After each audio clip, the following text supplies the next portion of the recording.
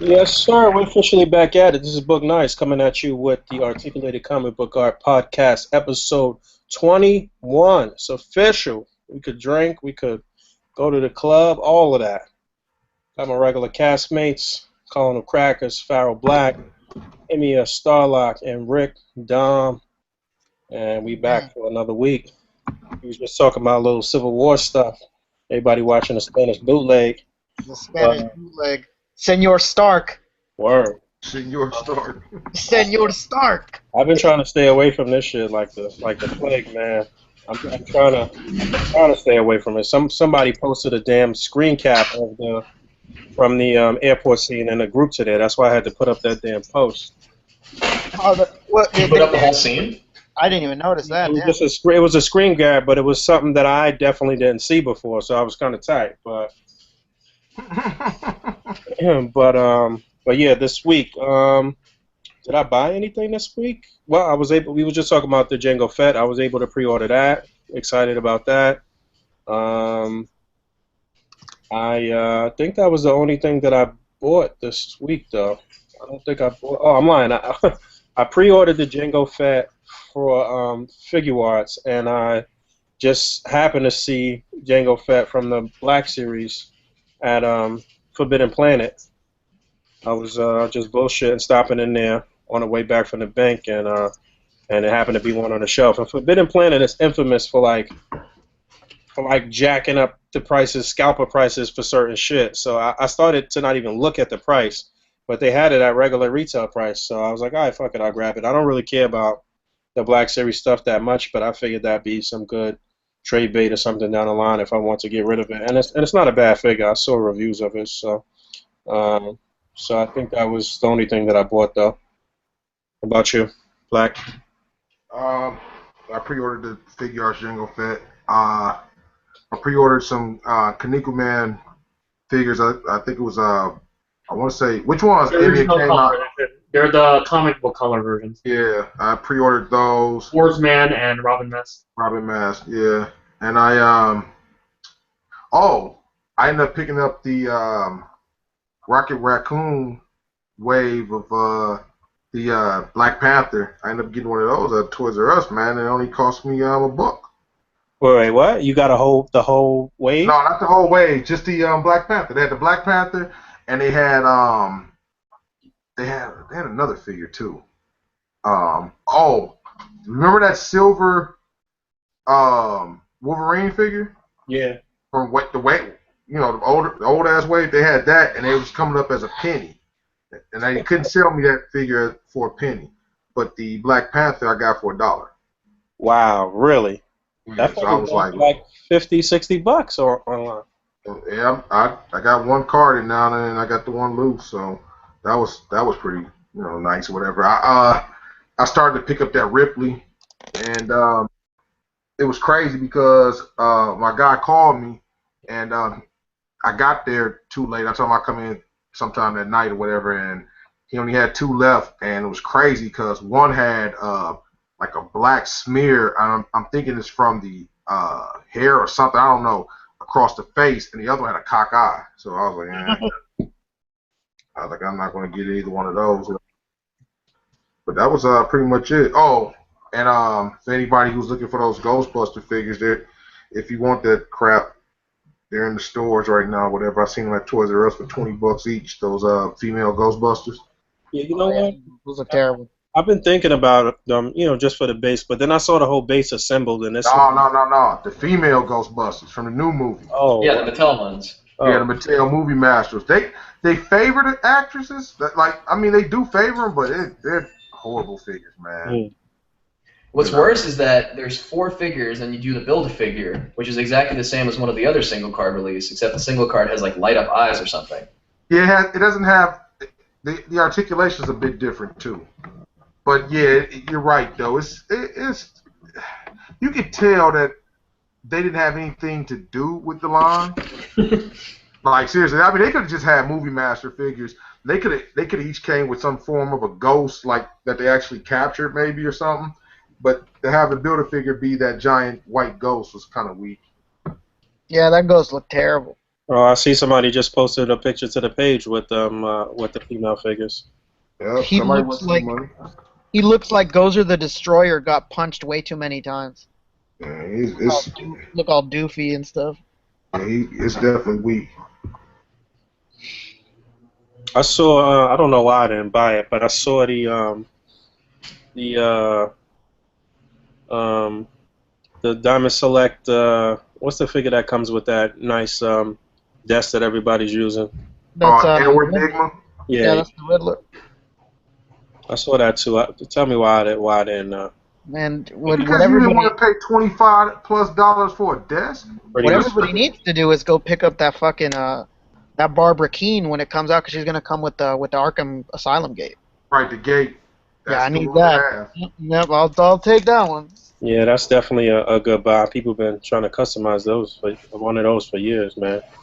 Yeah, I remember before he passed, Ogun was making an Yeah, Arkham yeah. Asylum. I think that was actually supposed to go to Ian. Yeah, that shit would look crazy. I remember when he was taking pictures of it, I was fucking amazed by it. Yeah, Yeah, definitely good. it was definitely nice, man. Because I remember him hitting me up, and hey, look, I'm doing Arkham Gate, but I'm like, the fuck I'm gonna do with just a gate? But now I got all these wonderful dials, and no telling what the fuck I can do with it. Right, yeah, you could kit bash the dials and put them together and shit.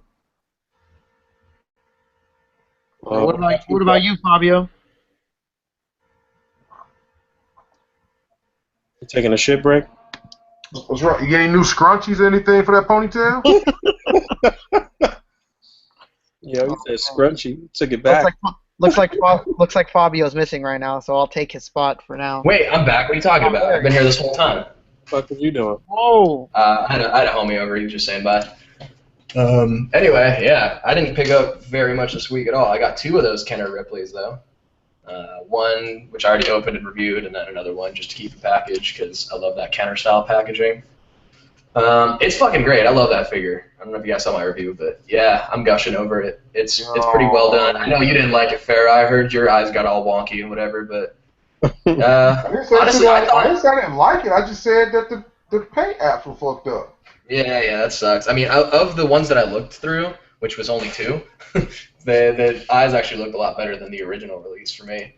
But they wouldn't pull out the whole case out of the back. If you guys saw my live stream, they were only allowed to bring out like one for me and one for the other guy I was there with, who's from Action Figure Insider. So yeah, I didn't get to look through the case and see how good the paint apps were overall, but I was pretty happy with mine. That sucks about yours, but hey, mine's good. On the second one, actually, what I noticed was that it's still in package, but it doesn't have the watch on the left hand, which is kind of weird. Ah, Just didn't include fucking it. ha. See? That sucks for yours. Ha ha. No, man, it's a factory defect. It's worth twice as much. What are you talking about? Ha ha. That's what I'm talking about. Ha, No, that's what I'm going to tell the first month collectors so I can get some money off of them. Like, yeah, I know, it's a factory defect. It's worth twice as much. Right. And then, so yeah, I got 2 of those, and then I just got my my order in, I think yesterday or the day before, for Predators Series 15, which is more of the AVP Predators. It's the masked Scar, and I actually just bought another of the unmasked Scar because I'm actually going to make a custom, since I only need to display one Scar, really. I'm probably going to do the masked one, and then I'm going to customize my unmasked one to make him like an Elder Scar of some kind, just to kind of make him different. I've got a cape I want to put on him and shit. And then the other 2 from that are the Temple Guard and the Ancient Warrior Predator, which is from those 2 are from that flashback sequence in the movie where the aliens are all like crawling on top of the pyramid and they're like self-destructing themselves on top of the pyramid. So yeah, throwaway scene from a throwaway movie, but fuck did those figures look good. And that's about it. I haven't actually gotten those. I just put the order in yesterday. I did sell one of my Predators to a homie from around here, Carlos Rodriguez, goes by Double U. Yeah, I just sold him one of my Battle Armor Lost Predators from, it was like one of the original concept ones they did a couple years ago, but I don't really have room for it. My details are getting kind of full with Predators, so I'm trying to fit it down because this Battle Armor one was like an original concept that was taken from one of the Predators from P2. And I already have that original version, so I figured I'd just get rid of this one and hook Emiya up, who's trying to get into Predator. That is actually it, though. Didn't get anything else really. Rick, what you Um, got this week? what have I got this week? I got I found that I said it on our wrestling show earlier this week, but I found that new Sting. Oh yeah. Like on Sunday or Saturday of last week, and So real quick, there's apparently like 2 different versions of it with different boots. is there? That's what I've heard. You know, Jin Figs on Instagram was complaining about that because I guess he found one with good paint apps, but it didn't have the boots that he wanted. So now he's got to get another one and switch the boots out. I don't know what that's about. Oh damn! I'll go ask in the WWE community, or figure community later today, see if that's true. Is there any way for you to tell in the package? Because I've just seen like about 12 of those damn things. I'll tell you this about that Sting, man, is that a lot of paint apps on the face are messed up. Yeah, that's what he was saying. He showed a picture of like 4 different ones. I guess he had 8. Yeah, Pretty much all. I had 7 of them at my store, and only one of them had good paint apps, and thankfully I took that one. Which Right, because it's not one decal in the face; it's like 4 layered. Yeah, the paint apps on the jacket, you may as well forget it. You're never gonna find a good one of that. But the face, you could find one if you have enough in front of you. But most of the time, the red is kind of spilling over. It looks messed up. Yeah, it's just 4 layers of paint, and I don't understand why they would do that. Yeah, the white isn't very thick, so you can see the red peeking underneath it. Yeah, it's I don't know. What else did I pick up? Shit, I got another Kanan that I found at Target. I don't know why I bought it. I just saw it and instinctually just took it. I pre-ordered a bunch of stuff from the Bondi drop as well. My friend is moving out of country, so he gave me a bunch of his old shit. I didn't necessarily buy it, but I got a bunch of random imported figures and statues now because he's leaving. So. Oh, That. not to you know what I'm saying, cut you off. I seen the fucking Lex Luthor. Oh yeah, I seen those too. The Lex Luthor and the Bat Creature, right? Dude, that's a horrible figure, man. They're trash. I mean, the Bat Creature, he's not that bad. I'm pretty sure you can find something to do with him other than what was intended to do with him, or whatever. But shit, man, that fucking Lex Luthor, I completely agree. That creature you could like throw into something and make it seem like it's something else, but that Lex Luthor, man, oh my god, that thing's terrible. I don't know.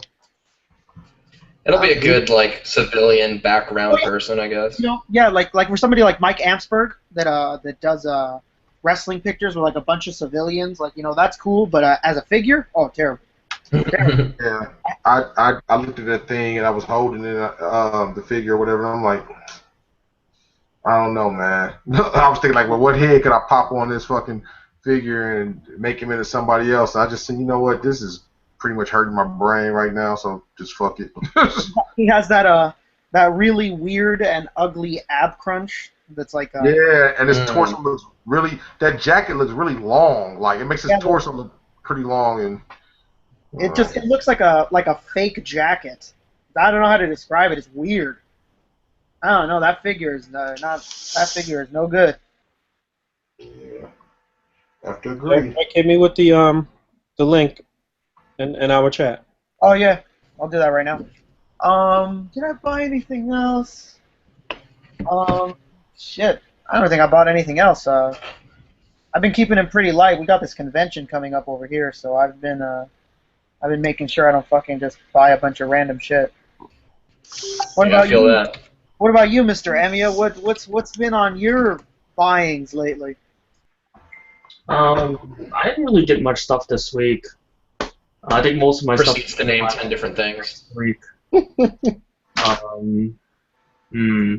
I did get a few things. What did I get? I got the Princess Leia, the Hot Toys.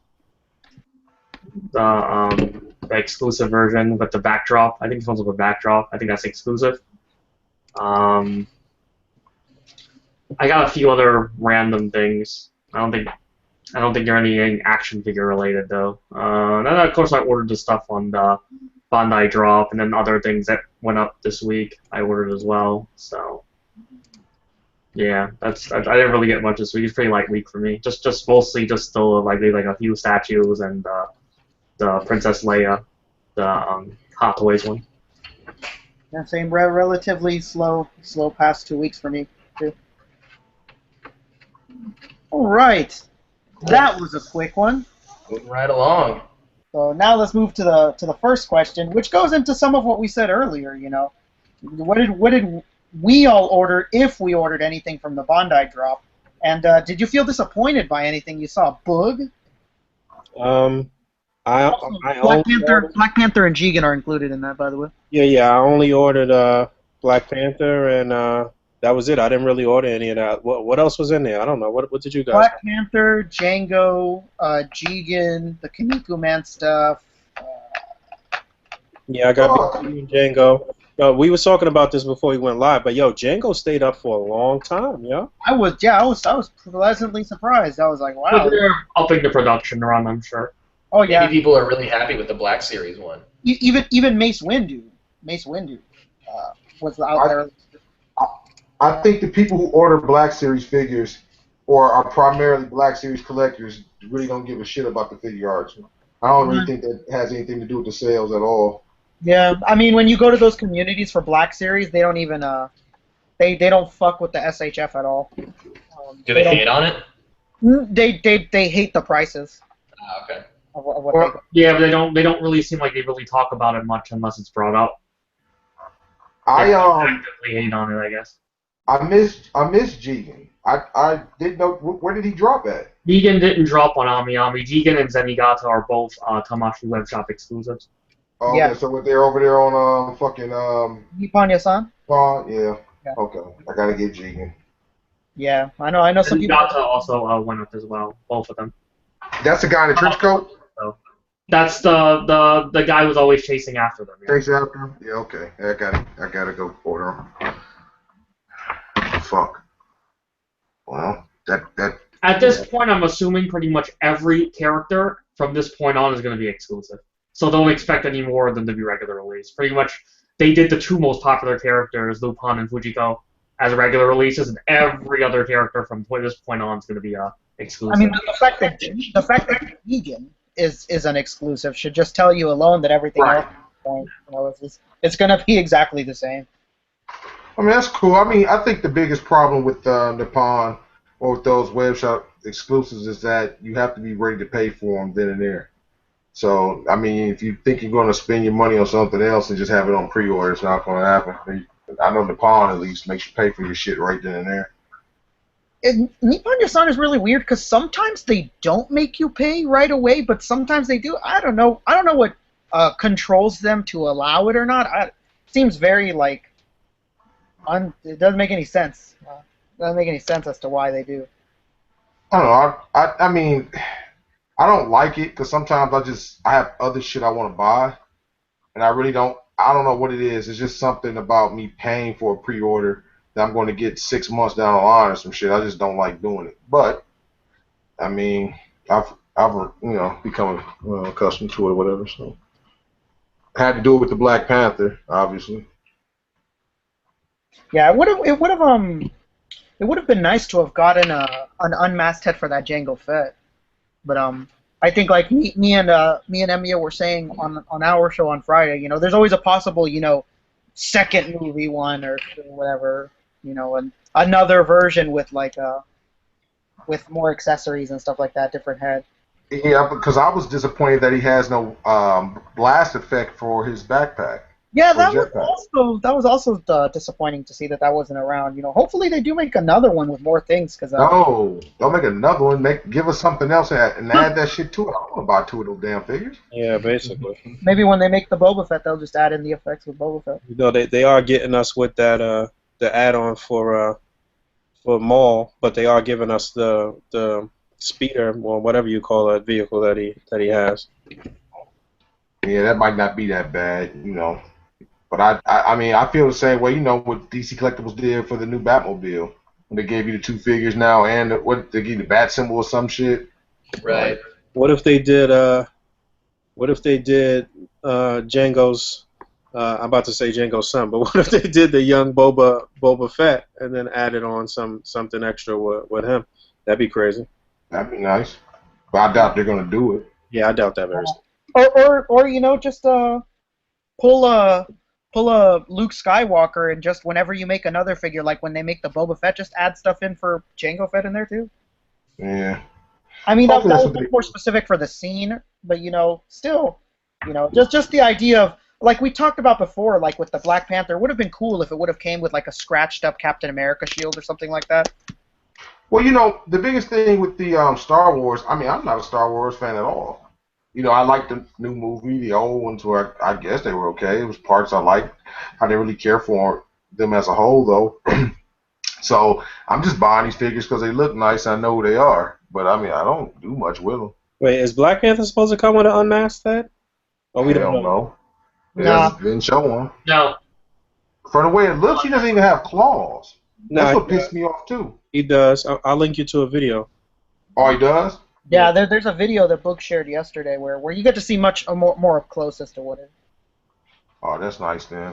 That's very good. I was thinking to myself, I said, shit, if he doesn't come with claws, they dropped the ball for real.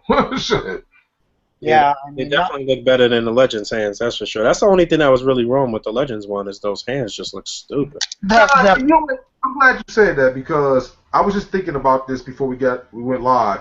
I'm looking at the figure, and I don't like it as much as I did. Like, I know last week I said, it was a great figure and everything, and it's still an okay figure.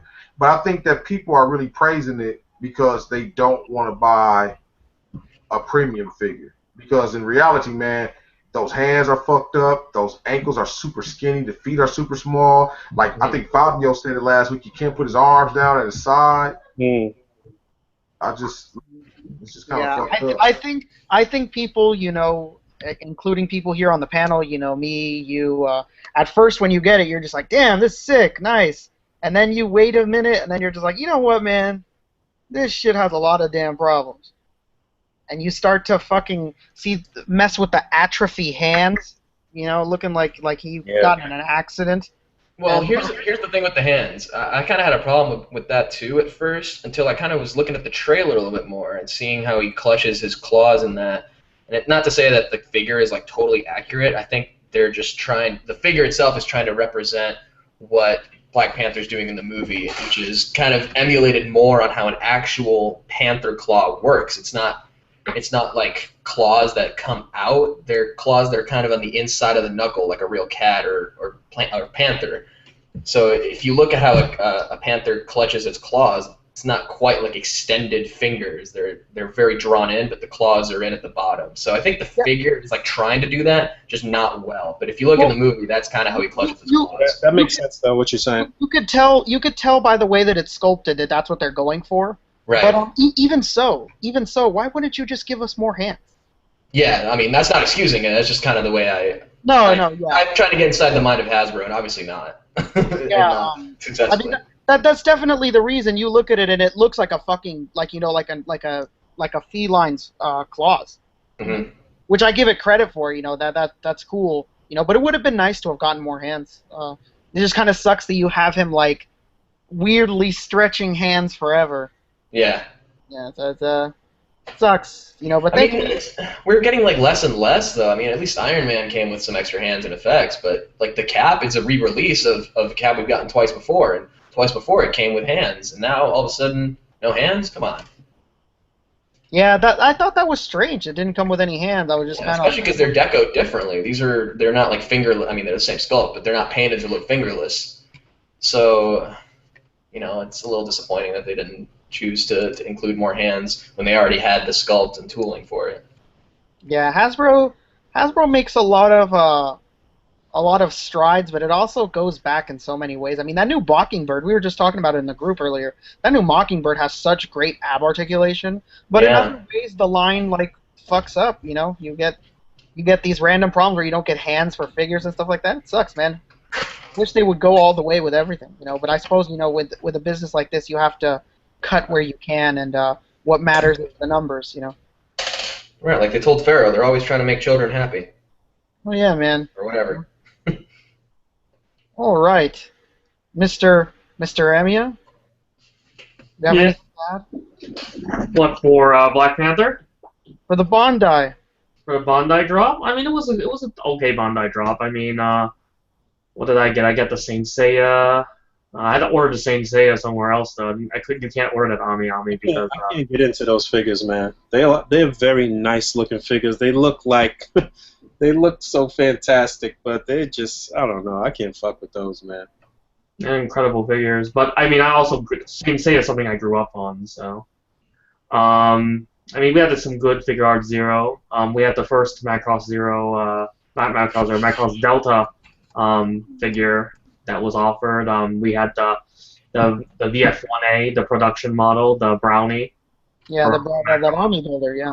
We got the Samurai Spider-Man. We got those terrible recolors, the OCE editions of those Kinnikuman Man figures. We knew Pharaoh. That's mostly because I'm not a big fan of the fact that when they do OCE versions, they generally give new parts to them. I only bought the Robin Mask one just because I want the Barracuda head. I don't actually care about that color. To me, I like the blue Robin Mask. But I mean, it's cool that they're doing them. Usually, it's odd that OCE versions they usually do them as exclusives, but this time they made them regular release. So I wonder what's really the deal with that. And then we had the reissue. They reissued Mark 42, more or less to take pre-orders away from the Figma Mark 42. Yeah. Flying from Bandai, doing that, trying to steal pre-orders away from their competitor. We have the reissue of Piccolo again. I think it's like his 5th reissue. Yeah, we get him at least once a year. Yeah, and like I said, since we have the current Gundam series UC0096, they're also reissuing the Kushataria and Unicorn Gundam Destroy Mode. Robot Tamashi, Kamen Rider Chalice, because he's popular. Yeah, it was overall good. Tamashi buddies. We finally got the Super Saiyan God, Super Saiyan Son Goku, and Beerus, the Tamashi buddies. I know most of the people, are not really into that stuff, but I mean, it's it's nice. We have the Chogokin collection. Yeah, the Chogokin Dragon Ball. Yeah. Those like little metal ones. Yeah, and of course, obviously Django. People have been waiting for that. So yeah, I mean it was a solid draw. It had one piece to go. Figure Art Zero. The Luffy and the Chopper. Yeah, and then of course the Unicorn Metal Composite, the Final Battle type, which was like the hottest thing because that's the thing that was literally the sellout item of the night. That thing sold out in like a second. It was unreal. Like 1 second. Every time it went back up, you hit add to cart. And then when you add it to cart, it says we don't have any more. Yeah, it was unreal. Literally, always. As soon as you'd refresh, it would say that it was available. You put it in your cart and it'd say that it wasn't available anymore. Like what the fuck? We don't have enough quantity to cover your order. Please go back and edit your cart. Hey Rick, can you use a bot on one like on those drops and everything? Is it possible to use a bot like you do with shoes? I was telling Keiyo that. I was telling him it would be actually really cool and it would probably make a lot of money if someone made a bot, but just for Ami instead. It's very possible. People do it for extremely limited Nike sneakers. You know what? I could talk to somebody. Actually, yeah. I mean, it's totally possible. I wouldn't see why. If a bot can bypass somebody at the level of Nike, I don't see. We pretty much use that same method for SDCC exclusives on Hasbro Toy Shop. Yeah. We have that method is used for Hasbro Toy Shop. Yeah. Hey, I ain't gonna lie though, that damn thing will notify you all goddamn day. Yeah, that shit works. No question about it. So the person who sets that up, we should talk to them and see if we could do it for the Bandai stuff. Yeah, for the Ami, that would be sick, man. That would fucking relieve my work, having to refresh and hope that the shit gets in your cart. Right. Well, there's only ever only a couple items that are that hard to get though. I mean, most of the stuff that the people in the A.C.B.A. community would want are not that. It's not that bad. No, but now it's the point that these guys from the East Coast, it doesn't matter that it wouldn't be that many things. It's that these guys in the East Coast don't stay up at night to do it. Oh, okay. Well, yeah. If you have a bot ordered for you, then that's a different thing. When that's what the bot does. Oh, okay. You can do that too. There's ones where they self-checkout bots, and then you have notification bots, and there's different variations to what you can have. Oh, yeah, that self-checkout bot is a monster. Yeah, that shit is no I've fucking seen that. joke. I've seen that thing get like limited shoes so quick. So yeah, it definitely worth it, man. If you got one. Yeah, I mean, you go on any day that a shoe releases, you go on any piece of social media, fucking bots. There wasn't a way to get it. Right. Dude, I know. That's what happened with the fucking Reebok bug stompers. Yeah, with People the were with the so Reebok pissed off shoe. about that. Yeah, I mean, there was only a limited number of them being re-released, but like, there was so much controversy over it. Everything from like the way you have to buy it to people complaining because they were only in men's sizes and women couldn't like be bothered to do the transfer down to their size. I mean, I think that they should have only released them in the size Ripley wore. So it's That's what I just think. like only for people with size 10 or whatever. so it's like you have Ripley shoes. Like, they do that for basketball players. Like when they make Ray Allen style shoe, they make like only available, like I think Ray Allen size like a 13.5. So everybody has to have like a fucking 13.5. Yeah, they did that with the first Allen Iversons. Yeah, with the Allen red, Iverson, the yeah. red tip was only released in his size. Yeah, they've done it before. I mean, you know that Reebok release was bad when fucking celebrities on Twitter are like, "This is bullshit." Yeah. Hey, did you get some, Fabio? Nah, yeah, right. Come on, if Seth Green couldn't get any, how the fuck could I get any? Man, I would have looked so fucking cool in those, but Even you I would look cool if you were draped in gold and covered in diamonds. if I was draped in gold and covered in diamonds and had those shoes, though. You just fill up the bathtub with all the aliens and wear nothing but the shoes, like I did. No, Ricky gonna be dressed like Ripley. Oh my God. The Kenner, I had a perm and everything, you guys. the Kenner Ripley. Right. Well, that's what I said. I tweeted that to that guy actually. I was like, we should get Reebok to release those bug stompers in the Kenner colorway, fucking bright yellow. Oh God. I was trying to get that Seiko watch too, because they released Ripley's watch, but it was like almost $1,000. What do you guys want to do? Dress up like her for real? They're gonna release the low top version of Ripley's shoes later on, I believe. So you just wait for the normal looking ones. Oh, did they only release the high tops? Oh, well, fuck yeah, because I wanted the mid tops. Yeah, I think the mid tops are the ones that are not easy that have not been released yet. The high tops were the only ones that were released. People wanted those fucking shoes. People wanted those so bad, it's hilarious. Yeah. What's his face? Chris Hardwick was just doing. I think his stand-up special just came out yesterday, and he already had the Seiko watch, for the Ripley watch. He had it during his special. I was like, oh damn, that must be nice being like the nerd celebrity of all time. See, now they got to give him shit. You know, that's how I mean, if he was doing his stand-up special that was taped for Comedy Central, and he's wearing that Ripley Seiko watch, then yeah, that's good exposure for Seiko for sure. No question. They hit him up with that shit early. Like, listen, put this in his swag bag, and was like, yeah, this right. And he's holding a microphone the whole time with his watch hand, so guess what? You can see the whole time. Exactly. Whoever quarterbacked that shit, they definitely was on their grind. Perfect advertising. And now when you're at New York Comic Con this year, you just look for people with the watch and get him old style. Now, like, give me that watch. You don't need that. Do you even like aliens? Don't tell Fabio to go out there and let that man entourage whoop his ass. Only if you can beat me in a trivia contest. Oh man, trivia contest! Whoa. We play for pink slips on his watch. Oh my God, pink slip! Jesus Christ, Fast and the Time Furious. I've never really been into watches. I never cared about watches, man. I don't know why. I always want to get, because the rest of my family is really big into watches, and I always want to, and then I'm just like, man, fuck getting a watch. I feel like I'm gonna break a watch. Like I feel like I don't know. I had to beat your dick with a watch on, bud. I was given a really nice watch when I graduated high school. And man, the first day I fucking had it, I didn't notice that I hit something and I got a big scratch on the face of it. I was like, well, there goes this watch. Yeah. You gotta wear it like a piece of jewelry. You only wear it on special occasions. Yeah. Yeah. I'm a man. I'm all about fucking something being utilitarian. So when I'm using something, I gotta watch out for shit. I get all mad. And I'm assuming that's why G-Shocks are so popular. You never fucking worry about a G-Shock hitting a wall and getting scratched up. That shit is like a plastic mini. Well, that's what I had when I was a kid, is G-Shock watches, and they were definitely like way too big for me. I was at like really skinny wrist as a kid, but I had this big ass fucking watch, and the face was the width of my wrist.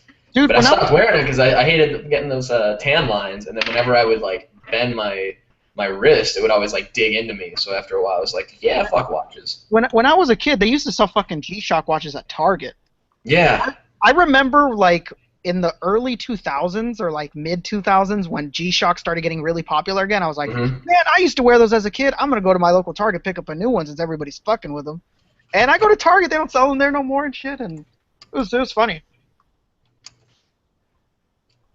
All right. Well, what else we got going for today? We got another topic. Oh yeah. Oh yeah, Marvel going ahead and killing the competition as always. Marvel just went ahead and I think it was always rumored, but it was only officially announced and taken off their list that they're looking like they're not going to do Inhumans anymore. They took the release date off of it, but they haven't officially said the movie's canceled. Yeah, they just don't have a tentative date yet. Yeah, they've taken off the film and they've not said anything. So what do we think about this, Boog? I don't know. I mean, I feel like I don't care about the Inhumans, but then I also felt like I didn't really care about Guardians of the Galaxy either. So I'm pretty I don't know. It could have turned out to be something cool, but I don't really care about it right now. I wasn't really. I was more interested to see how they would introduce it into the whole Marvel universe and kind of what Easter eggs and different characters we could get out of it. But you know, I don't really care. Yeah. You know, a lot of people bring up, you know, which is very, very true. You know, the whole thing with Shield just introducing what Inhumans are and everything. Right. Well, from what I gathered, the Inhumans movie was supposed to be about the royal family, not really necessarily tying in with Agents of Shield and their Inhumans. Okay. Well, so this is going to be the Black Bolt movie. One of them is a descendant of the royal family, and is like apparently being hunted down by the royal family. I'm sure. I don't know if you watch the show, Fabio, but I'm sure you know who it is. Is it Lincoln? No. It's Hive. That Oh yeah, that's right. He's like one of the disciples of the royal family that was sent and whatnot. Well, it's hard to know how they're even going to tie it in, if at all, because Inhumans in Agents of S.H.I.E.L.D. is doing some weird shit I don't think would really would tie in with the royal family unless they don't kill Hive at the end of the season. So it's my understanding that on Agents of S.H.I.E.L.D., Inhumans are basically the mutants, right? Okay. Yeah, they're all mutants that are descendants of DNA and experiments done by the royal family. It goes like basically there's like a good percentage of humans that have this innate trait inside of them that just needs to be unlocked through the Terrigen Mist, but because the Inhuman colony that was destroyed at the end of season 2 was very selective about who they did the Terrigenesis to. It was really only amongst them, but I forget who it was. I think it might be. I think it was Hydra. There was a shipment of like Terrigen crystals that got lost at sea, and it sank, and it contaminated all of the fish and wildlife that were feeding off in that area. So when fishermen caught their big shipments of fish and the people started consuming them and turning them into fish oil and eating fish and all that shit, all those fish and fish oil pills were contaminated with the Terrigenesis, I don't know, contamination. And so they were able to awaken these innate traits in humans just over time because of the way people consume these fish that they don't even know are contaminated. Gotcha. Yeah. So real shit that's happening to us right now with these. Exactly. Yeah, except aside from not mercury, but Terrigenesis. Right. It's not even just the mercury and shit. It's all of the contamination from the nuclear spill and shit over there from that earthquake. Oh, in Japan? Yeah, for sure. Man, we're about to turn into superheroes, man. Don't even trip. We're about to turn into superheroes. Yeah, you know, I don't I don't completely see why not just taking it off the list. I mean, you have so many things to do with this universe. You already touch on fucking Inhumans. You know, push it back as much as you need to. It's honestly not big of a deal. What's also crazy though is that fucking I'm sure it seems like Fabio does watch the show, that they're having a Kree invasion next episode. What the fuck? Well, I do watch the show. I don't think I saw that, but here's something I caught actually. That orb thing that Daisy took when she turned heel and was contaminated by Hive and infected and whatever. She stole that orb thing, right? And that's something that Lincoln was like looking at in a previous episode. And the way the shot of the orb kind of lingered lets you look at the pattern on the side of it a little more, and it looks like the exact pattern on Doctor Strange's window in the Sanctum Sanctorum from that one shot that we have of him with the cape going up the stairs and reaching that window. It looks like the same pattern. I don't know if you guys can corroborate this, but that ball is a Kree is a way to unlock something that the Kree, like, this very vague right now, but the Kree created a way to stop Hive, and that ball is like the way to do it, or like the key. No, there was another artifact, the one that was underneath that guy's trailer. Remember the Australian guy? That's a piece of it. That's a piece of like the thing. Okay. That can stop Hive.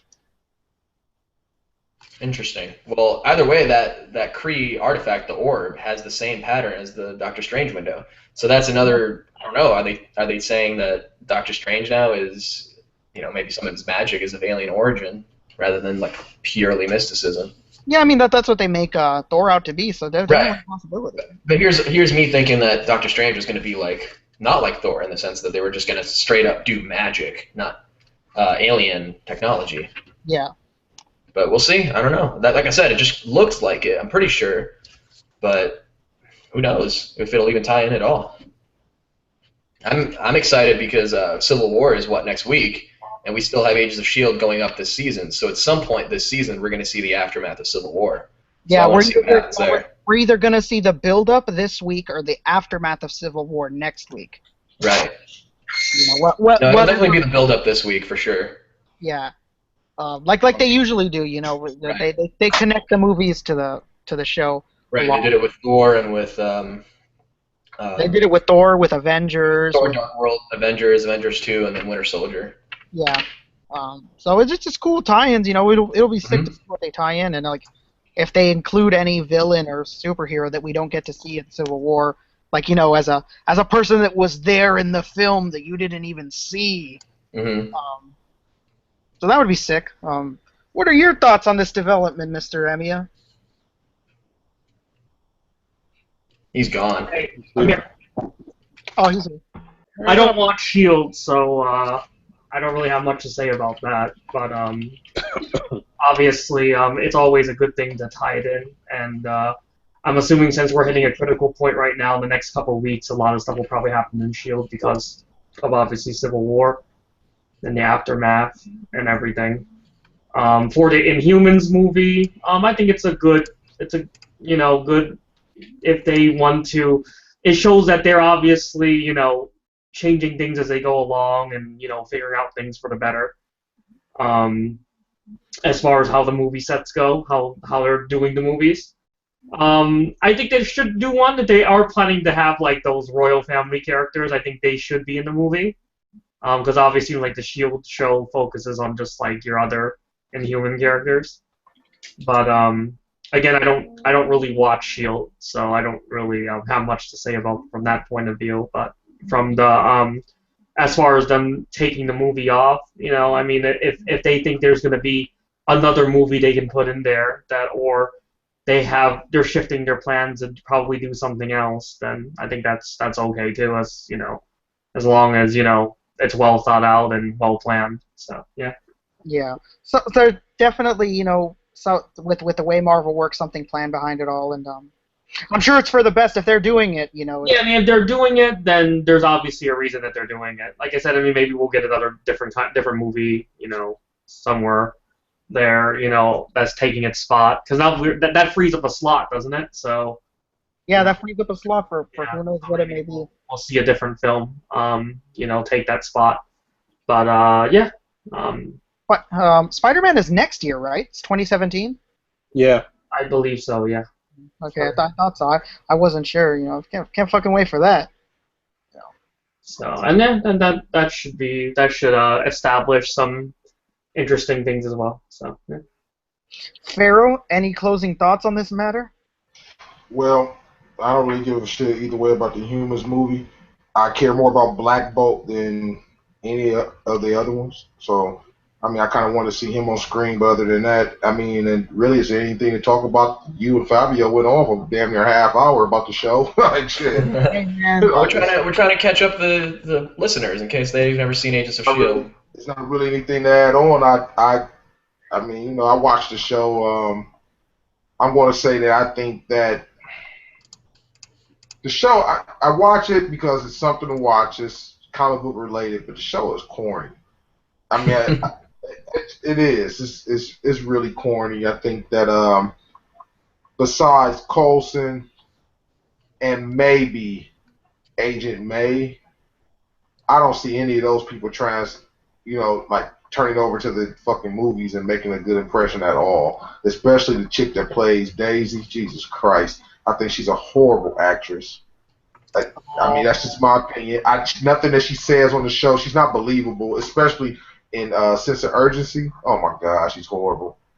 Like I don't know.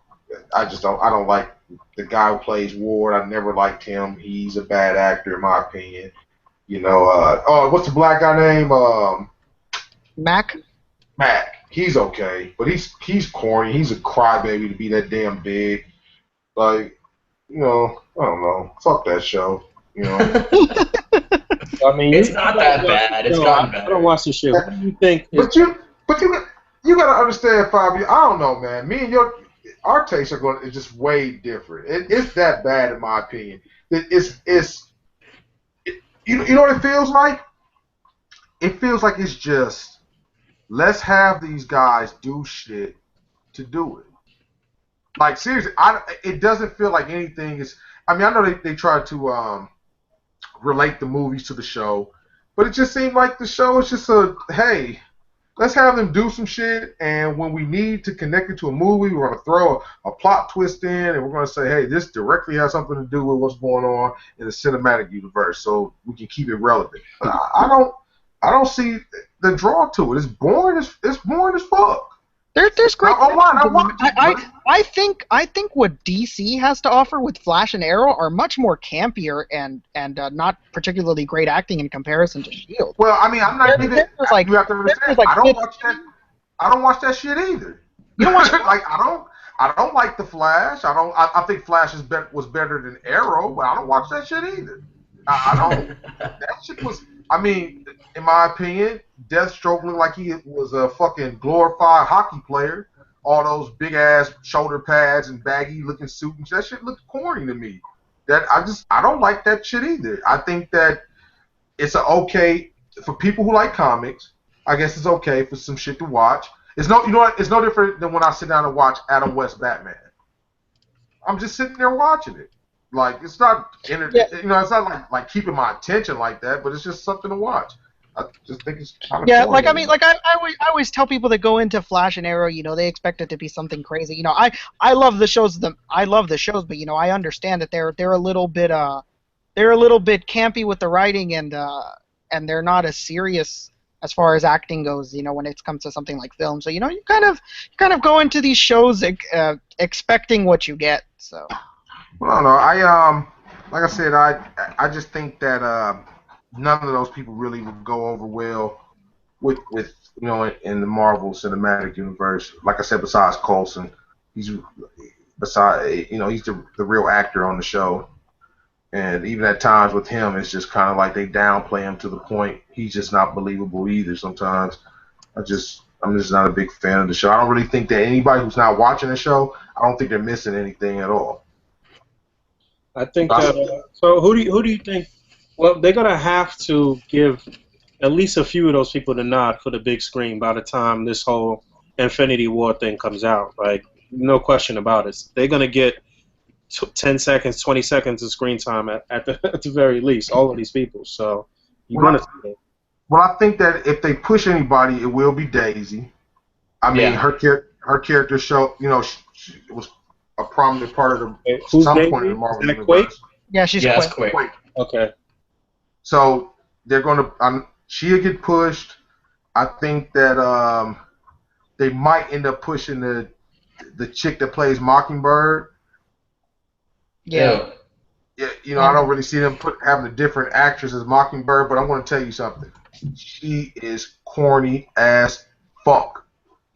Listen, I don't know why people were always such a. I mean, I think she's really. I don't agree with Pharaoh. I think she's really attractive, but I think I don't think she was particularly great. You know, when she left, people were like, why? I was kind of like, Yeah. I don't know about that. I mean, Yeah, I man, didn't care all that much at all. No, I heard yeah, they were leaving and getting the spinoff. I'm like, cool, yeah, more screen time for everybody else. Great. yeah, that's exactly what I thought. People were pretty upset when they left, and I was just kind of thinking, I was like, are you serious? You're mad because these two left? Oh my yeah, god. I mean, she wasn't even. But even the fight scenes, you could tell that she has very little fighting. I don't know what Oh yeah, martial arts, especially whatever else. you know the problem, Pharaoh, is that you see someone like Ming Na Wen who plays Mei fight like a badass, and then you see her, and then you're just kind of like, that's not the same. But see, but the bad part about it is that they could have actually put Mockingbird in the fucking in a movie at some point in time. Yeah, instead of Sharon Carter or whatever, because she's in Right, you know Civil what War. I'm saying? And they pretty much wasted that fucking slot. And if they put that chick into the fucking movie, oh my god, Jesus Christ! I mean, you're gonna have to have so many parts where she's doing all this badass shit and you can't see her face because she is horrible. Even the way she holds the two batons, how she just holds them out to the side. I don't know. She was horrible in the Wonder Woman pilot. I didn't particularly care for her in Supernatural, and she's horrible in Shield. Oh, that Wonder Woman pilot was a fucking disaster. But you know what, Rick? Or not even just Rick. Anybody out there, if you've seen the Wonder Woman pilot or even the pictures, they have pictures of her standing in her badass pose, and you get her with her shoulders all up into the air and then her arms out to the side, and it just looks very awkward. That's how she holds the batons in the show. She's just I don't know. Yeah, fuck that show. Right. Well, moving on to more Marvel news, Marvel officially announced the rumors that everybody had thought that Punisher was going to get its own series. And so, the question for the panels is, do you feel they need to do anything for Punisher to make it what it should be? And are you happy with this development, Boog?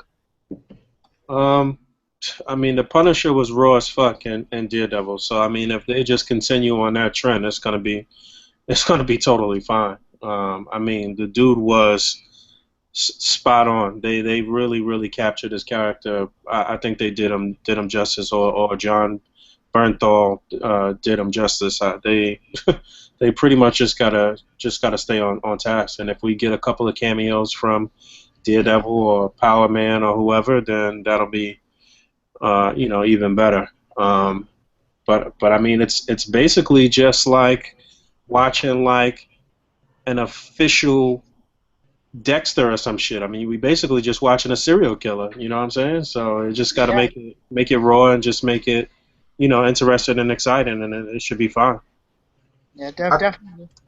I think that what they're going to particularly have to like really pay close attention to is his the people he's up against. That's what's really going to make the show. True. I mean, he did excellent. He established himself as the Punisher. I mean, I didn't really have that much faith. I couldn't see. Well, I know he's a good actor.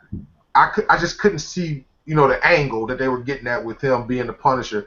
And I watched it, and he was the best thing about the Daredevil TV show, in my opinion. So that's great. I just think that they really have to go over the top with his, who he's fighting. If they don't do Billy the Beaut, I think they just wasted a slot, in my opinion. Like they need to get him out there quickly. So I mean, but I got high hopes. Is Jigsaw really considered like Punisher's main bad guy? Who's his like arch enemy? Yeah, I mean, that's one of his main bad guys, definitely. I mean, it just makes sense. It's almost like I don't know. He's just Jigsaw was that that dude that he was just a straight gangster. That's pretty much what you got to put the Punisher up against. I mean, it's cool to venture him out. You got to put somebody that's just as like nuts That's right as him. You know what I'm saying? So yeah. I mean, the rated R aspect, you could do wonders with that type of situation. You pretty much have to film a crime drama and then stick the superhero in. Well, he's not a superhero, but you know what I mean. You got to stick the Punisher into a crime drama. If you try to write it like a comic book, it's going to come off, I think, a little campy. Right. Anybody else? Fabio, what you want to see with unicorns and shit? Yeah, I mean, a unicorn here and there would definitely be good. Punisher with some sandals on and shit. Well, it'd be a good reference to the carousel where his son died. He just like his PTSD just makes him see unicorns wherever he goes. It's like a haunting thing. That's what it is. Unicorns and a pair of bug stompers.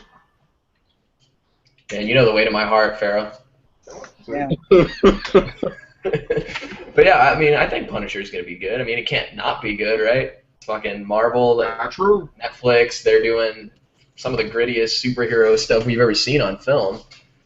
So, I mean, That was not even gritty from like a violent standpoint, but from a gut-wrenching plot standpoint. You know what I'm saying? Like Jessica Jones dealt so heavily with mental abuse and with abusive relationships and sexual abuse, and then we've got Daredevil dealing with a lot of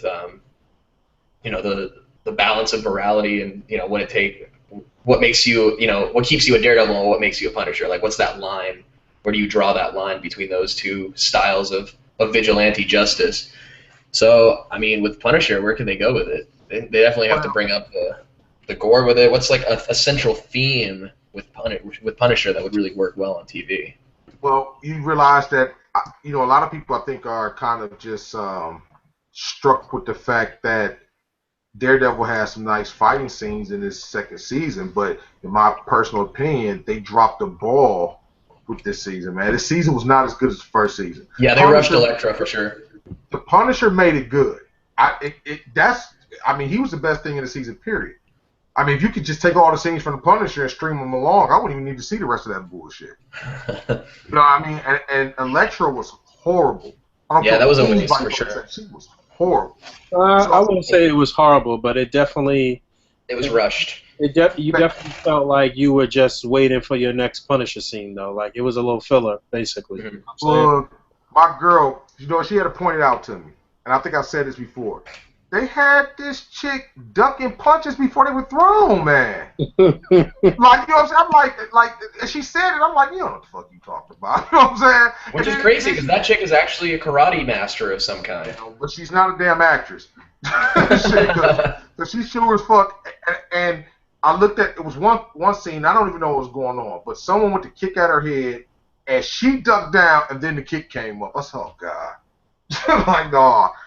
I don't know. I just really think that, I think the success from the first season kind of got them a little too comfortable.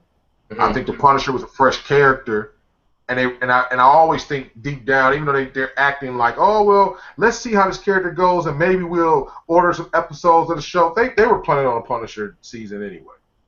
I don't want to hear the bullshit like, well, we didn't know if we were going to do the Punisher. They were going to do it, and I think that's why they went and they did him the way that they did to get you like, oh shit, okay, the Punisher. But I mean, that season just felt like the first season. Small hallway battles, you know what I mean? Just they had a good thing, and they said, well, fuck it, let's do it again. So I don't know. I just hope that these shows like Jessica Jones, I hope their second seasons don't suffer from the same shit this second Daredevil season suffered from, which was like a lack of originality to me. That's just my opinion on it. Mm-hmm. Honestly, I definitely think that Elektra should have been saved for the next season. At least introduce her at the end of this season, make you like her, and then kill her off at the beginning of season 3. Nah, I'm glad that they got her out of the way. Really, like, we don't need to see her as much anymore, I guess. I mean, but now we've taken that, the impact of Elektra's death at the hands of Bullseye. We've just taken that away. No, because Elektra's gonna come back. Right, Well, I mean, but I she'll think have already the died character- once, so it's like, okay, you died again. This is one of her character beats is she dies. How do you But I describe mean, Elektra? She she could be. dies. She could have been a good character. You could actually like floated her through even a season and a half if they would have done her correctly. I mean, it's not like she doesn't have any skills at all. It's not like she's Right. just some bimbo in a red, leotard that runs out and gets killed. I mean, she does have skill. I mean, they could have actually made something out of this, and they chose to, pretty much like just downplay it with a weak. She was a weak actress. I think her look was pretty weak. I think her even the costume, everything about her was just weak. Man, they failed with that character. I didn't particularly like the costume that much, but Mhm. I understood why they needed to do it that way. Explain it to me if you got some insight on it. I'd love to hear it because I don't understand why. It wouldn't have made sense for what they were doing for her to be unmasked and shit. Traditionally she doesn't wear a mask. She's just got the red do-rag on and Right. shit. So I mean, it made sense for what they were doing for her to be covering her identity and shit. So I mean, but I don't know. I don't know if I would have rather see like a more scantily clad Elektra. I don't think that would have even made sense. You know what I'm saying? I mean, that might be true. I mean, it's always ways to modify the costume to where this is the thing. They could have just If made her you're a not, red ninja altogether and said fuck the bullshit. if you don't know if you don't know who you're looking at, you would have never known that was Elektra. Like with my girl, she knows Elektra from being in the red and her traditional outfit. So I mean, I'm pretty sure if they'd have just stuck her in some leggings under that shit or some shit, I don't know, she still would have known who the fuck she was looking at. She didn't know that was Elektra. She just thought it was the female ninja bitch that came to, you know, help Daredevil or fuck with Daredevil. Where the fuck it is that she was there to do? I was confused about that too. I didn't know what her purpose was. So I don't know. I didn't have that much of a problem with Elektra. The only thing that I would have liked, and I think I said it before when we were talking about the second season of Daredevil, would have been cool if when What's Her Face gave Frank that file, it just gave a clue to who was behind everything, and it just said the word Jigsaw. Hmm. But he hadn't turned him into Jigsaw yet. I think they missed. I think that would have just been a missed opportunity to at least out of like at least 2 or 3 of the episodes to where he's going up against them and you missed like on that part where he gets to turn him into Jigsaw. I think that's one of the most important parts because it's going to be gory and fucked up. So I wanted to see that. I want to see him get fucked up. So I mean I don't know if I agree with that, but I understand what you're saying. Oh no, but like if his family is dead, then Jigsaw already has to exist. The character of Jigsaw has to have already existed, and he had to have created him already, whether he knew or not that he created him. Not necessarily. They could change that. I mean, they've been changing shit in the Marvel cinematic and television universe since the beginning now. So I mean, they could actually write that a bit differently. I mean, they could even make it to where Jigsaw isn't even the person who killed his family. Yeah, absolutely, you could. But I mean, I guess. I mean, it's all speculation. I'm pretty sure they're gonna come up with something as it being his first season. I really think it's gonna be a really good season though. Yeah, I'm hoping for good shit, man. He had some of the best scenes from the Daredevil series. Yes. When is Luke Cage supposed to drop? Let me check really quickly. I think relatively soon. While Yeah, Rick is checking on that, I think it might just be say, wrapped. I hope they don't make him some type of emotional wreck. Who? Luke Cage. Yeah. Because I seen what they were going with the Jessica Jones thing, and I mean, okay, I rocked with that, but I don't want them to make it where he's going through that the entire series. September 30th is when it comes out. Yeah, it's fairly soon. Yeah. End of the summer. Yeah. I knew it was before Doctor Strange. Isn't Doctor Strange in November, right? Yeah. Okay, cool. Yeah, and then we got Spider-Man in July next year, which is awesome.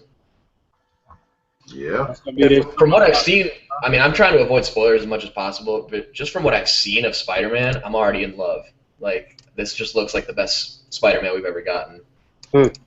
I could agree with that. I think that they've actually found a way to do Spider-Man in a way that we all know him.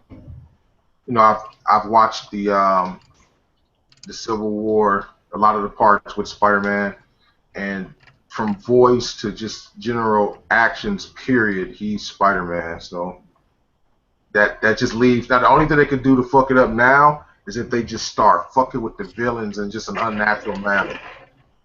Yeah, I mean, that's kind of the fault of the MCU is we don't have the best villains quite yet, and apparently Baron Zemo falls under that too. So I hope with Spider-Man they're able to really like work on villains, like almost consider this an exercise in writing villains, because Spider-Man has some of the best villains in the Marvel universe. As Pharaoh and me were talking before the show started, you know, we both have seen the airport scene, the whole battle, and my God, that Spider-Man is fucking Spider-Man. Yeah, yes he is. Like you don't even imagine. You just think to yourself, man, people really like Tobey Maguire. Why? Look at this kid. He's incredible. so that's what's up. So he's got his American New York accent down and shit. He sounds good. That dude is fucking Queens 1000%. Yeah, he's a child too. I mean, you get the sense that just from hearing him speak, and I mean he's doing his thing, but just some of the shit he's saying, these references, like only a child would be thinking in that manner. You know, he's definitely 15, 16 I mean, years old, man. obviously, you know, no spoiler alert because it's been in every fucking in all these trailers recently. You know, when he's fucking with Bucky and he sees the metal arm and he's just like, "Oh man, you got a fucking metal arm!" You know, that's the kind of thing you can expect from Peter Parker in this film. Yeah, I heard the dynamic between him and Stark was really cool too. Oh yeah. Well, you know, from the little that I saw, very cool. I think that I mean, yeah, the back and forth between him and Stark, you're definitely going to see that he's young.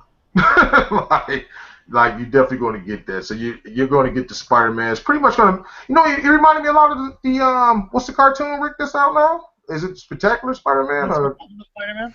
Yeah, he reminds me a lot of that Peter Parker. Like Ultimate Spider-Man? Ultimate Ultimate. Yeah. He reminds me of a not as dumbed down version of that character. Like, you know, Drake Bell is given so many lines back to back to back, it kind of gets boring. But this Spider-Man does enough of a well balance of doing the funny one-liners that Spider-Man does and the serious fighting. I hope that they don't make him like they don't dumb him down because I mean people always forget that Spider-Man is a scientist too. He's a really smart dude. So I hope they, right now in the comics he owns Parker Industries. I think what they're doing is I think they're going to gradually grow that character. I think that he's a smart kid, but you have to understand it's like he's still a child. I don't give a damn how smart a child is. They're still going to do child shit. Like, you know what I'm saying? They can be book smart to the 20th power, but when it comes down to being socially awkward and shit like that, I mean, just think about it. You a teenager and you fucking hanging out with Iron Man and Captain America and shit. So yeah, of course you're gonna geek out. You know. So as long as they keep grounded like that, then it's good. Good money. He's definitely like I said. As long as they don't fuck up his villains, if they keep true to the villains, you're gonna see the perfect Spider-Man shit. Yeah. The one thing they have to do is take their time in building Norman Osborn and not rushing out Norman like that. This is the best thing Sony did was to let Disney come along and say, "Let us do your Spider-Man." You know, I don't know the dynamics to that. I don't know how that's going or whatever, but this was the best move because Sony has dropped the ball. What's this? Man, they dropped the ball since Spider-Man 3. Time and time again. Shit, that's all you got to say. Right, yeah. So this was a good move on their part, man. Definitely. From what I'm seeing, I saw an article that came out. Apparently, Marvel is gonna have full control of Spider-Man: Homecoming and not Sony. They need to because Sony has. I mean, Sony has great visuals. I mean, they have a good budget. How's that? They have a lot of money. You know it. There it is. But you got to realize Disney, they ain't no punk when it comes to finances. You know, it's like Disney knows merchandising. Disney know fantasy. Okay, Right. there you go. They got the swagger, man. They know how to finesse it. Like like you said, Sony's got all the money and shit, but it's like some yuppie, with money that can't dress and shit. You know what I'm saying? Right. Like they know how to finesse it though to make it official. So it's a good combination of shit. Hopefully everything works out. But I agree with you, Pharaoh, though. They got to get the villains right. If they get the villains right, then that's it. You good money. Yeah, just don't be afraid to keep these villains around. Like, that was the only problem that Tobey Maguire's Spider-Man had in my eyes. In 1 and 2, obviously 3 was terrible. Was the fact that they always made it so that these villains had to disappear at the end of every film. They don't have to disappear. They don't have to, especially not Osborn. Yeah, no, these villains don't. And even Marvel themselves had that problem. These villains don't have to disappear. I think okay, on the Spider-Man side of things, you realize that Sony didn't have anything else Marvel besides Spider-Man, if I'm not mistaken. So it was really no. I mean, you could have found some facility to throw these villains in, but I don't really think that was. I don't think it was plausible. basically it was never meant to be a long-term plan. They do movies, you do 4 or 5 movies, you reboot, and you just do it all over again. Right. I suppose, yeah. That's why they killed the villains off. The landscapes of superhero films is very different. Yeah, but I'm speaking the reason why they were done back then, the reason they were done that way is because of that. I think the reason that sometimes they still do it now, as particularly speaking, if you're talking about, there's some villains like, Ronan and like Purple Man and stuff like that. I think it's just they have tons of other characters they can focus. I mean, you're only going. It's not like you get to see these guys every month. I mean, you get to see these guys every couple of years. So right. I think what happens is you only have so many characters. Like, you're going to bring this guy back for the next movie too, and then the movie after that. So I think a lot of it is just you have other characters. Yeah, you could kill them, but the thing is, you could always bring these characters back. There's nothing saying that you can't bring them back. You can always bring them back. They're not gone forever. That's the thing about comics. You can kill someone, but the death doesn't really have that. It's not that strict. It's not like, oh, we can't bring them back. If they kill them off, they can bring them back. If they feel like they need them again, they can always bring them back. But I think a lot of it, they kill them off, and then they kind of want to move on to the next villain or the next character. Because, there are tons of characters. There's a huge library of characters they can use. Yeah. And, you're only going to see these movies, like each of these characters only see them maybe once a year. Maybe once every other year. So, I mean, with the exception of certain characters like Captain America, like Iron Man, they're in multiple movies. Like, they're like, Iron Man's going to be in Spider-Man, and Captain America's in Captain America, and they're also in the Avengers, and they might make appearances elsewhere. But for the most part, most of these characters, they only have a movie. They're only really on the screen like once every other year, pretty much. So I think that's probably a big part of why you do it that way, where you kill these guys off, but then you still have tons of other characters, tons of villains you can use, and then hey, you know what? They decide, hey, we can still use that character. We can bring them back. It's not that hard to just have a writer write up something, and there you go. That's cool. This is comic book films, and these people come back for the most absurd reasons behind why they come back, and nobody ever bats their eye. I mean, the amount of times that Wolverine's died is ridiculous. Is he still dead in the comics right now? Yes. Yeah, he's still dead. Oh, he's still dead? He's still dead, yeah. Wolverine I believe is X-23 is Wolverine now, and they have Old Man Logan there from the Old Man Logan timeline. So that it's just those two. The actual Prime Wolverine, the regular Wolverine is still dead, from what I understand. But someone else, I don't keep up with comics, I don't read them every week, so he might be back now. I don't think so, because I think I do kind of keep up with the news half-heartedly. I think it would have been kind of big news if they did bring him back. So. Yeah, because he just died last week. Yeah. Oh. Um, Well, Wolverine's gonna be in Apocalypse, X-Men Apocalypse. oh yeah, we saw in that quote unquote final trailer that he let out his claws. Mm-hmm. And they were like, "We had some help, Professor." So it sounds like Cyclops is not gonna take the leadership role yet again in the movie, so that's cool. No, I don't know. Maybe it's just an assumption. I mean, Wolverine was in fucking not Days of First Class, and he didn't do shit other than tell Xavier to fuck off. Right. You never know. Could be a small scene. What's interesting though is that last time we saw Wolverine in this timeline, he had the bone claws, so now he's got the metal claws again. So is he going through Weapon X at some point in between these movies? Yeah, probably. Because last we saw Mystique was William Stryker. Yeah. So that's probably they're gonna explain that hopefully. I don't know. Are they? I don't know. This is Fox. I mean, there's already tons of holes in the X-Men films anyway. Oh Yeah, that's kind of what they sought to correct with Future Past. But yeah, it's kind of they were trying to fix it with Days of Future Past, but I think as good of as First Class is, First Class really kind of screwed things up, technically speaking, continuity wise. And then it didn't screw shit up any worse than Wolverine, X-Men Origins Wolverine. Yeah, right. Wolverine as well. So that amazing. I mean, oddly enough, that's not that different from the comic. So hey, whatever, I guess. I heard Liev Schreiber is supposed to come back as Sabretooth in the next Wolverine movie. The final Wolverine, yeah. Now Hugh Jackman's all on his way out. The final Wolverine with Hugh Jackman, at least. Mm-hmm. Well, we thought that was going to be his last appearance, but I guess we have one more because of this little cameo. I'm assuming we'll probably get like a Deadpool crossover movie as well. That will probably be. That's a must, yeah. Yeah, I think that will probably happen since they joke about it so often. I think at this point it kind of owe it to the fans for it to happen.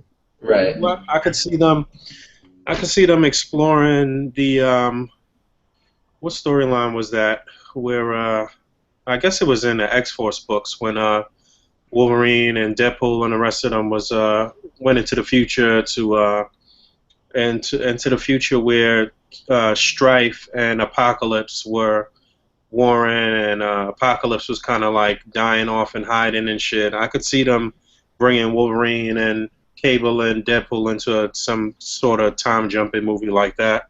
That'd be really cool. Or you could just have a straight up X-Force film.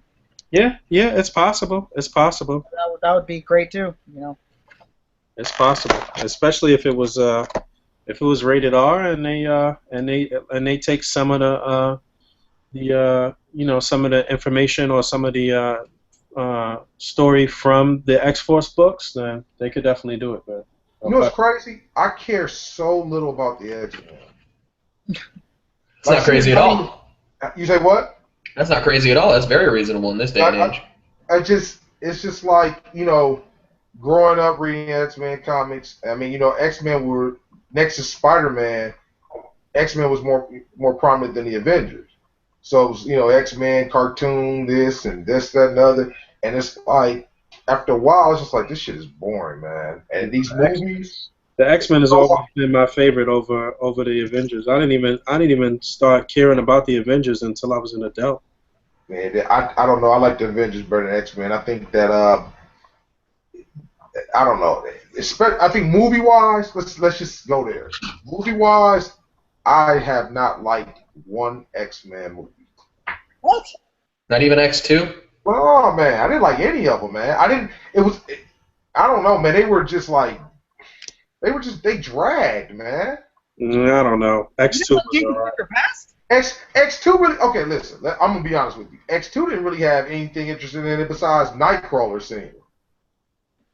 What else was interesting about the movie? I mean, I think they got the team aspect down. I think they had certain elements of the X-Men that they were able to do spot on, man. I obviously that Nightcrawler scene was amazing, the opening scene and shit like that. But even though his costume was fucking terrible, but I can't bank my life on a movie based upon like one scene.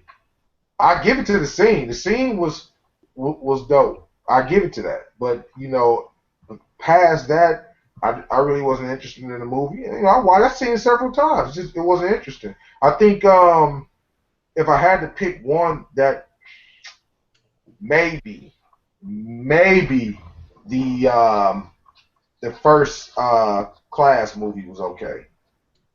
Yeah, that was good. That movie surprised me though. I didn't even think Right. it was like So that at all. Mm-hmm. I will say that. But other than that, I really wasn't impressed by X-Men movies.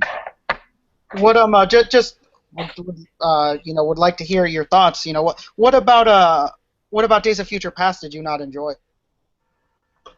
You know what?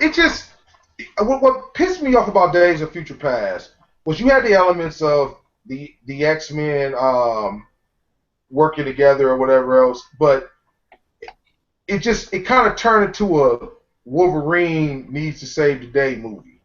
Yeah. You know, we're going back to Wolverine again. It was nice to see him as regular old Jimmy though, like Jimmy fucking the boss's bitch type shit. And, you know, I mean that part was interesting, but I mean it really wasn't like, you know, just I don't know. I didn't like the Sentinels. I didn't care for that shit. The Sentinels was awful. Fucking You said what? Sentinels was awful. Yeah, I didn't like the whole plot with Mystique and her DNA creating the Sentinels and all that stuff. That's just kind of the problem I have with the newer X-Men movies from First Class and on, is that it's literally like Jennifer Lawrence, the movie, every damn time. She's always the fucking focus. And I get it. She's bankable. She's a hot commodity, and kids and especially, you know, young girls love her. You need that demographic. But fuck, does anyone remember one time when Mystique was like, hey, you need to be their leader, the leader of the X-Men? Has anyone ever fucking said that to Mystique? Never. I mean, she was running around with the X-Men for a couple of years in the books or whatever, but you know, she's always been a shady character, though. You know, Right. She's always been about more interesting that way. There's nothing interesting about her in the movies, though. She's just in the first one, in First Class, she's Xavier's childhood friend. All of a sudden, in the second one, she's and by the end of the first one, she's all mutant and proud, right? And the second one starts, and all of a sudden, she wants to be Jennifer Lawrence all the time. Like she's mutant and proud. Just that's exactly it. That's exactly it. You know what? The actress is Jennifer Lawrence. So quick in X-Men movies. We're gonna fight for the people.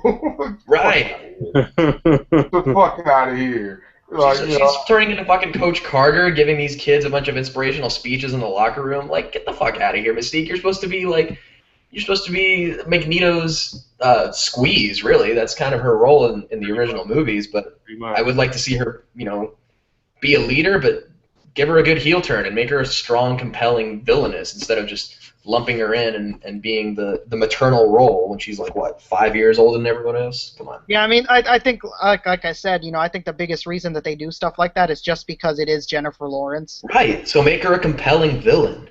I would see the hell out of a movie where Jennifer Lawrence is the villain. Man, cut that bitch throat and let's get on with it. Let's get some real. We don't watch it. Let's see some real X-Men shit. Well, like, right. Come on, bring me the Juggernaut for real, not that dickhead that they had in X3, man. I met that guy. He's actually a total fucking sweetheart in real life. It's hilarious. He's not that big at all. Right, I'm saying let's get some real X-Men shit going there. Can we get a real Gambit in this bitch or something like? Come on. It would have been nice if they didn't already. Well, I guess they kind of retconned that whole thing, but it would have been nice if they introduced the Juggernaut as Xavier's stepbrother and shit. You know what I'm saying? Right. Really, like, yes. You know. I mean, the timelines are all fucked up. I mean, we've got McAvoy at the end of First Class is like the late 70s, right? And then the flashback sequence for X3 where it's young Xavier and Magneto recruiting Jean Grey. And it's fucking Patrick Stewart with some digital makeup, and it's supposed to be like less than 10 years after the events of First Class. And it's like, at what point does McAvoy become Stewart in such a quick amount of time? Hey, the biggest thing that really fucked me up was that they put Gambit with Wolverine in the fucking 60s. That was in the 60s? Is that the 60s? X-Men Origins took place with the 60s? I thought that was the 80s. Because it was the 3 Mile Island, right? Nah, this movie that's coming out is supposed to be the 80s. Right, so that was like the 60s or the 70s, man. I thought the Wolverine movie was the 70s. Okay, the 70s. But I mean, but at what point in time did you put Gambit in the 70s? Like, you know what I'm saying? When the fuck did, Well, like, those how kind of mistakes are all. That's the problem with all the X-Men movies. There's all these mistakes. There's all this stuff because they didn't put this character in. They want to put it in, but then they have this time here. Like it's all messed up. Everything about it's messed up. They write in characters just for plot conveniences. Like you need someone to break Magneto out of jail. Let's get his son, but let's not say it's his son yet. Let's save that. Well, my thing and a lot of it was just because they didn't have Singer for that third movie. Right. So the crazy part was like, they picked him off. What happened was he was basically keeping intact. So X1, 2, and 3 were actually something that was, it was okay. But then when they, forced him off, and they got some other guy come in and do X3, and then other things kind of happened while he was gone. They kind of took it in their own direction. Right. And then what happened after that? When he came back, he tries to fix it. All the problem is there's already so much damage done. He couldn't fix it. He couldn't fix all of it. And then there's still a lot of huge holes. Well, what you do is just bite the bullet. You fucked up. We're gonna do it over again. Like, I mean, are we gonna really say don't do it over again? Like shit. I think them doing this was them quote unquote doing it over again. Well, I mean, so how old is fucking Wade Wilson now? Because he was back in the fucking even before the 70s. They did their. You're not supposed to think about it. I think that's really what it comes down to. You're not really supposed to think that hard about it. Well, they need to pass out something at the movie. I mean, I hate to give that kind of answer because that's really what it is. I think you're just supposed to just kind of pretend it was a different Wade. It wasn't the same one. That kind of thing. That's what they're gonna do. They're gonna hand out flyers. Hey, you know that Wade you seen? That never happened. So. Fuck. And I don't know, man. They fucked up. I think that they could start over. Colossus. Look at Colossus. Colossus is like a completely different character in the Deadpool movie and in the X-Men movie. Right. In the X-Men movies, he was just carrying a TV through the hallway. It's just a totally different character. He doesn't act anything. They're not even the same guy. Let's say what it really is. Bryan Singer went ahead and got a bunch of his fucking fluffers and put them in the movie. That's all it really is. He has some of the biggest gay parties in Hollywood, man. Right, and that's more than likely. They all want to be in this movie, They all, get down and do the stuff in the pool. And hey, you want to be in my movie? Get in the pool. Wait, right. That's where they had to get Colossus from. Hold on a second. Is that really all you have to do to get into a Bryan Singer movie? Fuck it, I'm down. Hey man, why don't you ask the previous Iceman? Ask the previous Iceman, he'll tell you. Now he's doing video game cutscenes. A lot of guys have come out and said that that's pretty much how it is. A lot of these underage guys, they go to his party and stuff, and they try to extort him for money and things like that. And then besides that, they try to get careers. They try to go to his parties and try to earn favors from him. Well, fuck it, that sounds. Sign me up. Let's do it. The first Colossus and the first Iceman were like the biggest, quote unquote victims of these gay parties that he would have. Really? Yeah, Colossus looked like he was one. Yeah. Yeah. This is all news to me. I didn't know anything about any of this. Yeah, man. I heard the same thing about what's his name? Tim Roth? Or what? Not Tim Roth. Who plays Superman? Whatever Roth. Oh, Zack Snyder? Oh, fuck. Zack Snyder Who plays Superman? Who plays Superman? Henry Cavill. Henry Cavill? No. From Superman Returns. Brandon Routh. Yeah. That's Okay. what. I heard he spent the whole weekend out on the ship with him. Oh, What? man. That's why I You get a heard. boat trip out of this? Fuck yeah, dude. Where do I sign? Hey, man. Ryan Singer, man. Over, man, to do some stuff and make sure that they put an A.C.B.A. shirt in the movie or something. Fabio's gonna be out in Hollywood getting turned out, man. Right. Guys, if I have to pick one path to Hollywood, and it's either a Bryan Singer boat party or Scientology, I'm going Bryan Singer boat party every single day. And they're gonna have you over there with your bug stompers and that fucking little yellow do-rag around your neck. Your little yellow scarf around. Yeah, I'll grow my hair back out for him. I'll emerge from that pool looking like Ariel from The Little Mermaid. And Bryan Singer pool parties, they'll make your career. Oh my God. Okay. Don't ever hesitate. You want to break into Hollywood? You wear that leopard. You wear that leopard speedo. That leopard speedo, get in there in the pool, you know, get on top of him, MC Hammer style. everything, man. It's you know, Okay, you want to be in a movie. You want What's to the be next topic? Shit. I think that's all we have for the topic. We can move into Q&A. Yeah, let's do it. Yeah. Cue us some A's. While we're waiting for the questions, let's get more into these gay parties. No. Oh, definitely. We're Definitely. two cool guys looking for other cool guys to hang out in our party mansion. Nothing sexual. No, thank you. Oh man.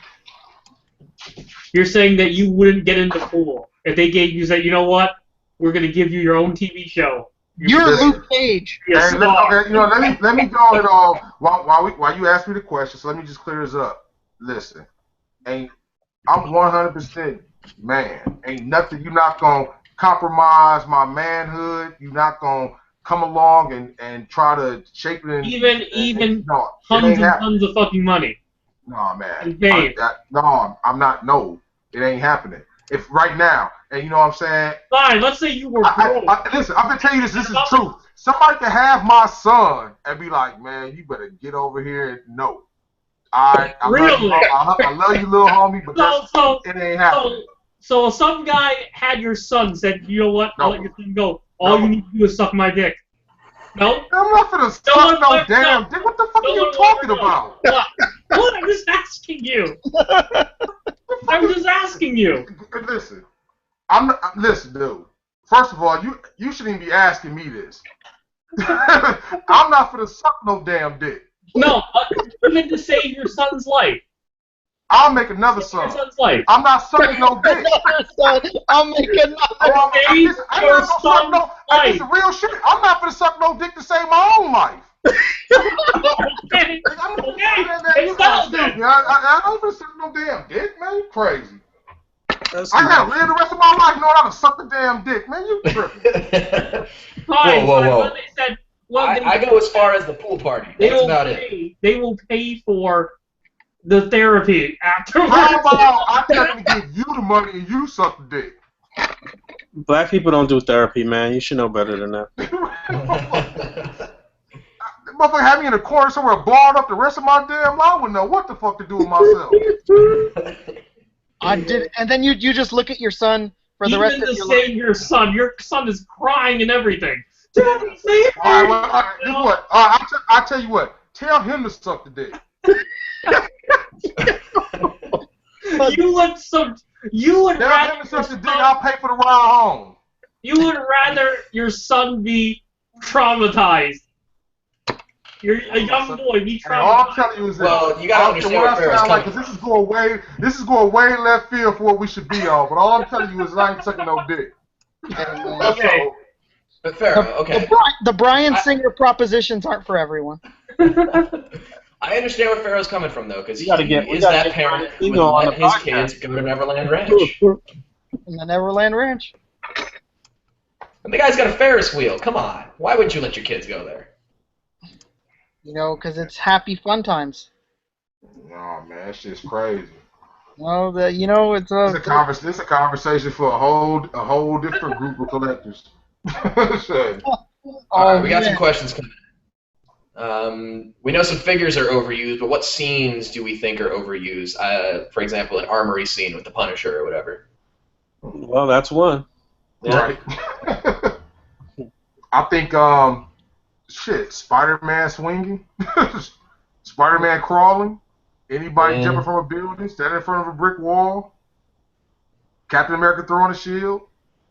I'm sick of people just using Deadpool, period. I just don't want to see him anymore. Yeah, let the hype die already.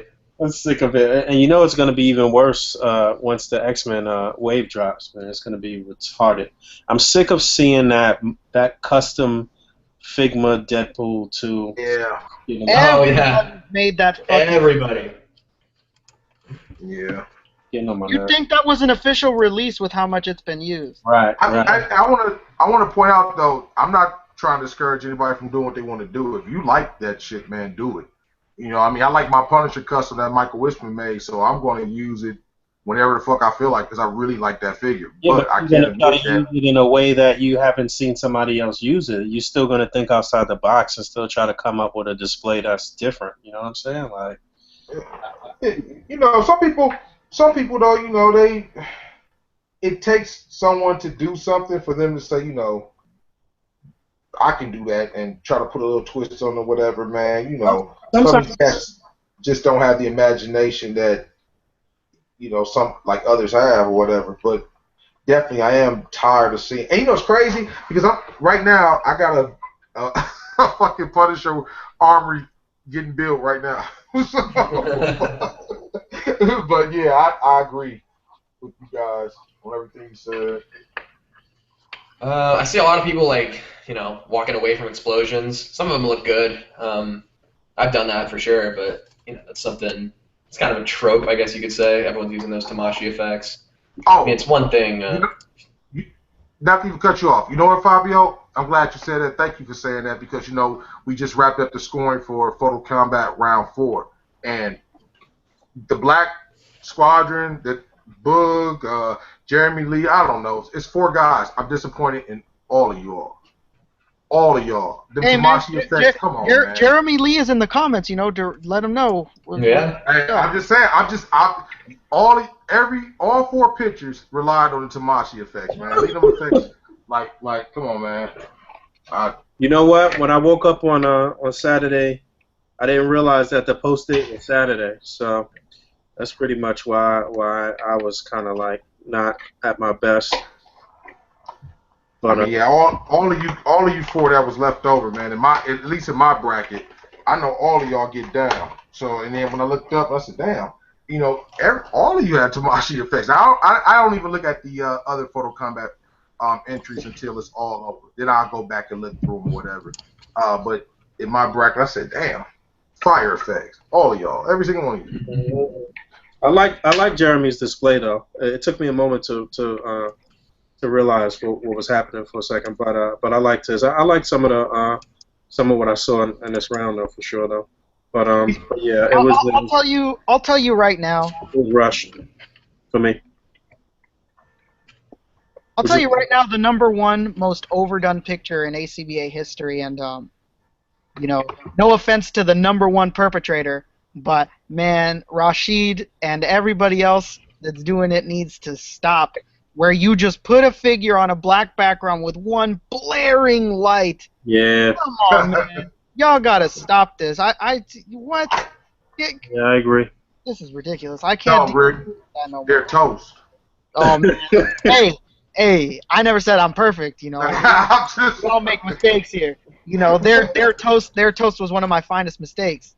It's just Jesus, get more than one light, let it not just be blaring and like blinding, like the You second know coming what? of If Christ. you add some, if you give it some depth, and you add something in between the black backdrop and the figures, even if it's just small pillars or something, if you do that, it will actually give you a better shot. You know what I'm saying? Like it'll absorb some of that blaring light and shit. You know what I'm saying? So you gotta that dark room shit though. You gotta venture out from that for sure though.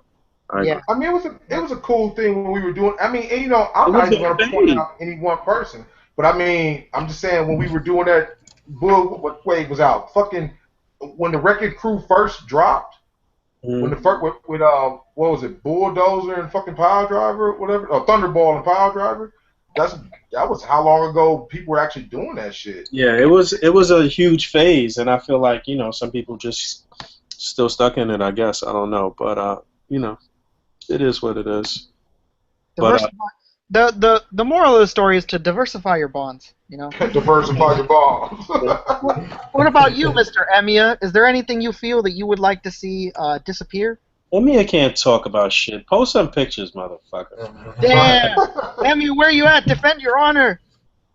I don't really notice any patterns. I don't really like look at like, I mean, to me, all superhero, like a lot of the superhero pictures, a lot of them are very similar. So, I mean, there's nothing like really bad or anything, but I don't see. I can't really think of anything in particular that I'm particularly tired of seeing, but Oh, there you go. I mean, I look at so much toy photography in general, so it all just kind of, I don't just look at one community, so it just all kind of blurs after a while. I guess if anything, for a while I was getting kind of tired of stormtroopers on skateboards and stuff like that because there were so many people doing that. Oh my god. But I mean that's died down now, obviously, because there isn't Right. any there. It's not like it's a new toy anymore.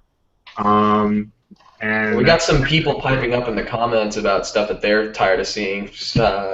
Someone's tired of seeing Ant-Man pics and the orange backdrop that everybody uses.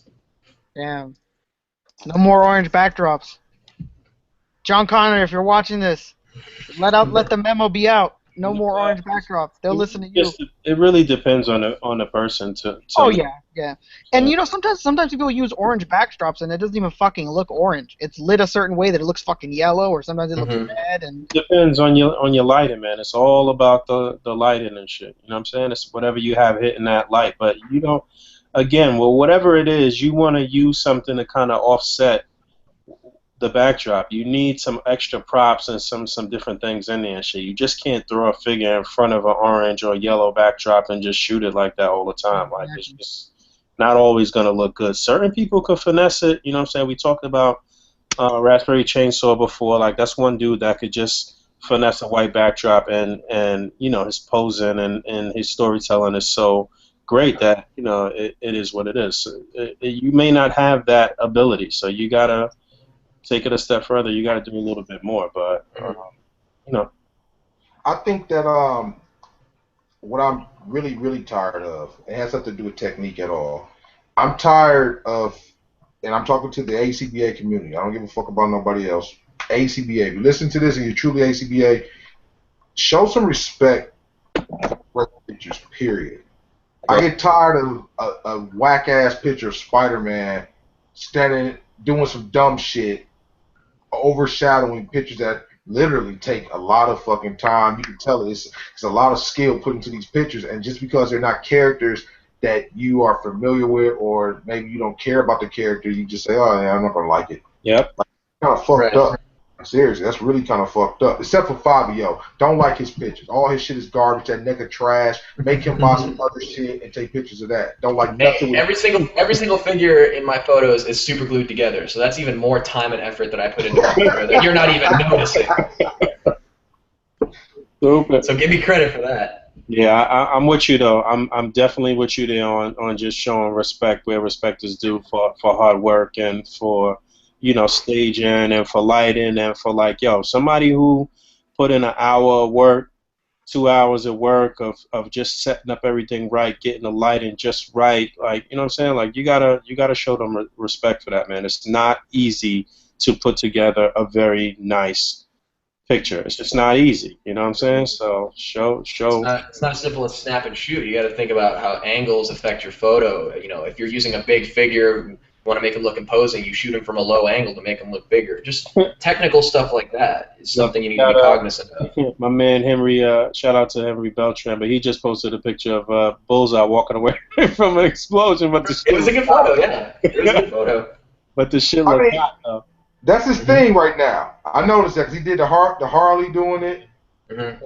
And he might have did somebody else. That's what he. Emery is one of those people that really came up in a short amount of time, though. And his all-around game is on point. You know what I'm saying? He's building all of his own sets. You know what I'm saying? Doing his little custom, minor custom stuff with the figures, but he's building all of his sets. Doing, taking his own pictures, doing everything. Like, his posing and his staging and everything has come a long way in a short amount of time too. So that's another person that definitely benefited from the grind and from critique and from just being able to spar with people that are good. I mean, that's what it is, really. Like, you know what I'm saying? If you're not that good, but you have the opportunity to display alongside some of the best people in the game and shit, you're gonna get better. Like, you know what I'm saying? Like, it's it's really nothing else that allows you to do that. Like, it's not like you about to go shoot a game of 21 with Kobe Bryant and shit. You know what I'm saying? Like,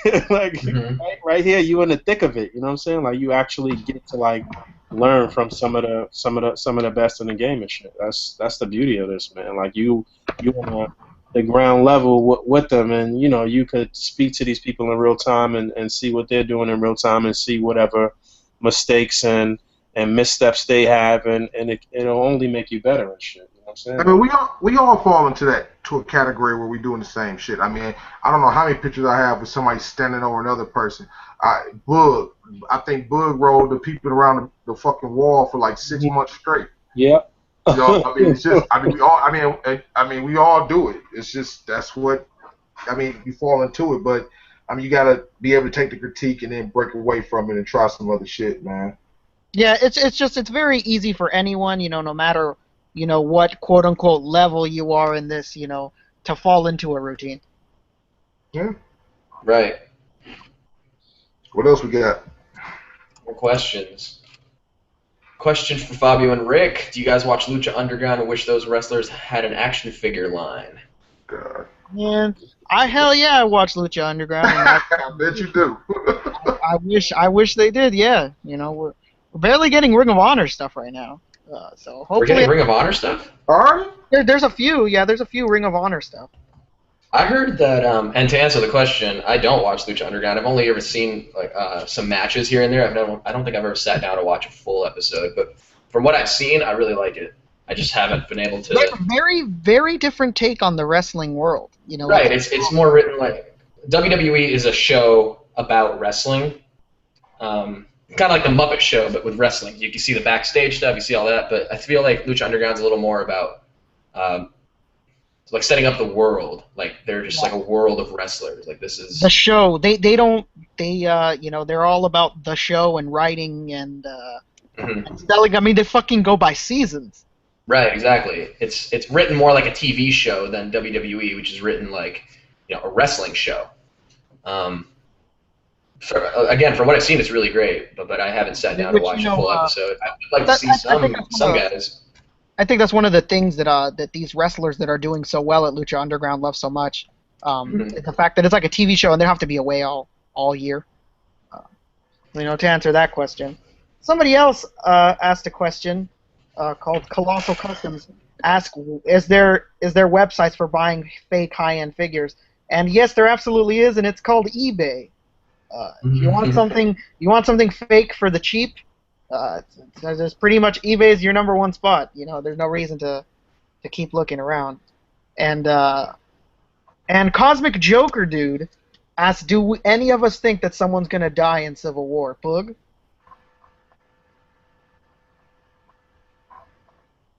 All right, Boog. Thank you for that answer. Fabio, what do you think? Someone's got to, right? They got to raise the stakes. I feel like it's probably a good stage to kill somebody. Who? I don't know. I couldn't even hazard a guess. I'm probably. I guess the first instinct would be Cap, because he dies in the Civil War comic at the end. But yeah, it could be anybody. I don't know who would have the biggest impact. I hope they don't kill War Machine. That'd be really stupid. They killed Starlock. Oh, I'm cool with that. What do you think, Pharaoh? Who's dying? Shit. I mean. I don't know. That's why I asked you. I don't know. Don't you know? Who knows? I think oh, fuck you. You've seen it. Yeah, that's right. I'll tell you this.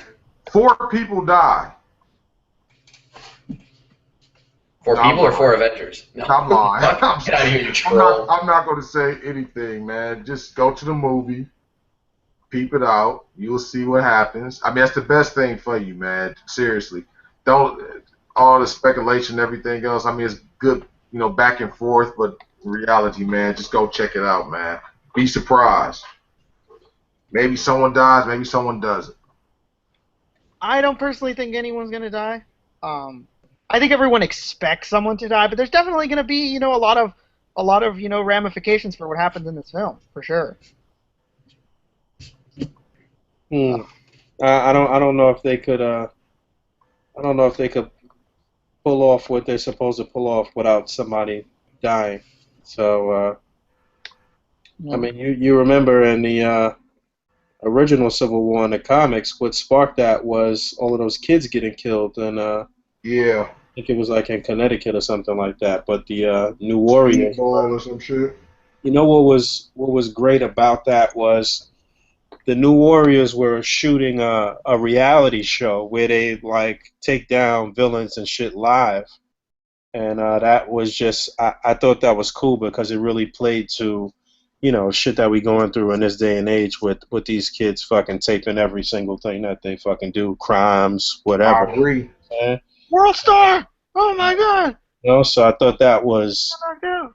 a very real scenario where, you know, it came back to bite them in the ass and shit. And I don't know if y'all really like delved into those comics and shit, but like the downward spiral that Speedball went into to become Penance and all of that shit, and when he was locked up and all the shit he was going through was like That was some it of was the pretty crazy raw. shit. Like the Yeah, shit was that Penance. That's why I want a Penance figure so bad. Is it because damn the Penance's story is fucking unreal. right. I think You know, he was going through it.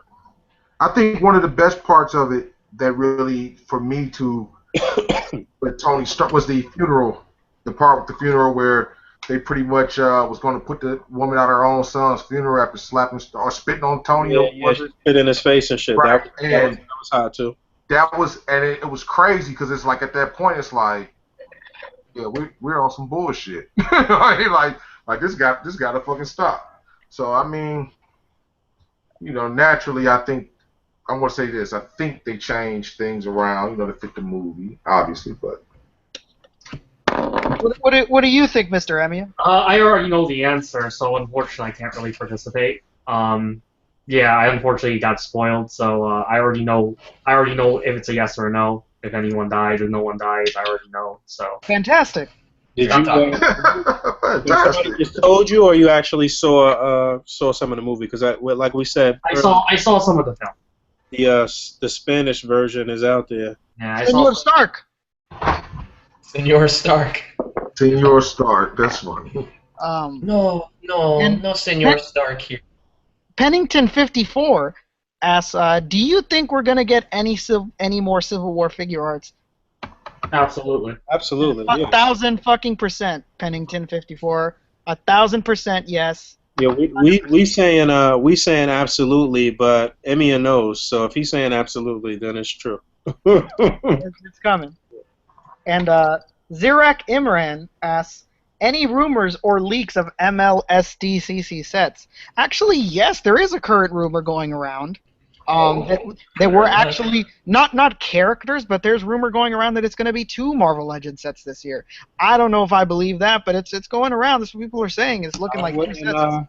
I wouldn't doubt it. I wouldn't put it past Hasbro. They've had a very, very lucrative past 2-3 years, and Marvel Legends are at an all-time high, and like Last year was practically like a Marvel Legends set.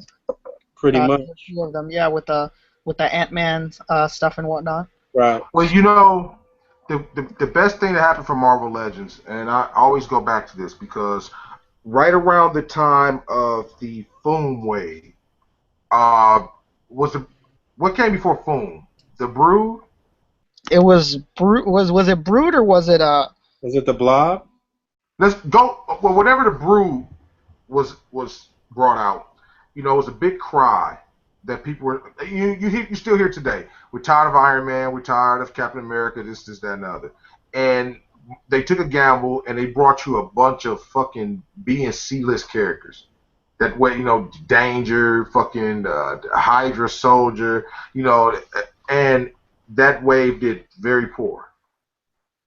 You know, you could. I bought all of my Hydra Soldiers. I think I went and bought like 10 or 11 of them for like $5 each at Walmart. They were on the back end clearance aisle, and we pretty much lost Marvel Legends, in my opinion. I know it just wasn't selling the way it was supposed to, and that's around the time when Marvel Universe came out. That's the reality of the business, is that you have to have the balance. I mean, look at DC. What killed DCUC was that fucking Super Friends line that everyone would cry about. When are we gonna get Super Friends? We fucking need Super Friends. Nobody bought it. Nobody bought it. That Apache Chief wave. That Apache Chief wave was the worst wave I've ever seen people buy ever. But you know, the biggest thing is this: and it even goes back to telling some of you guys, because I see a lot of who has a Black Panther for this price, who can sell me a Black Panther that's not a scalper price, like or a Nick Fury or whatever. It's really beneficial for you guys. If you don't want all the characters, try to network with people who want some characters that you can actually where you can split cases, or you really gonna have to really support these figures if you want them to continue. Even Emiya was saying about the Mortal Kombat figures. Like, why would a company make a high-end Mortal Kombat figure when you can't sell the ones at the $20 price points? Like, what's the point? And like, you guys are gonna have to really support your line, man. You gotta stop asking for shit and they don't want it when it comes out. Yeah, I think as far as Marvel Legends go, right now it's perfect the way it's done. You Right. have, they do, different versions of, your Iron Man, your Spider-Man, your Captain America, your Wolverine, but I mean, you also offer a good, updates to previous figures of popular characters, and you also offer figures that have never been offered before. And I think, this is the only way it could sustain itself. Because, when you do too many of those, C-list characters, nobody wants to buy them, and of course they sit on the shelves and distribution goes bad. But, kids, they don't really buy Marvel Legends per se. They're probably more interested in the other stuff, probably. But usually a kid would probably want to buy those A-list characters, and you always will have to have A-list characters in every wave just to, move the wave. As much as it, collectors might want to see more obscure characters being done. As long as you are still getting some obscure characters, I think it's better than not having any at all. Yeah, and collectors, a lot of times collectors, like I said, they say once, like a lot of people are saying, like, who the hell wants Red Guardian?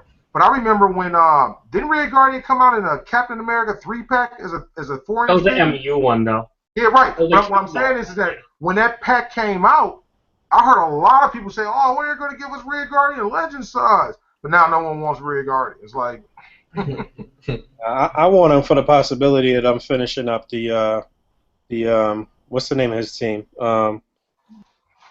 What's the name of Red Guardian's team?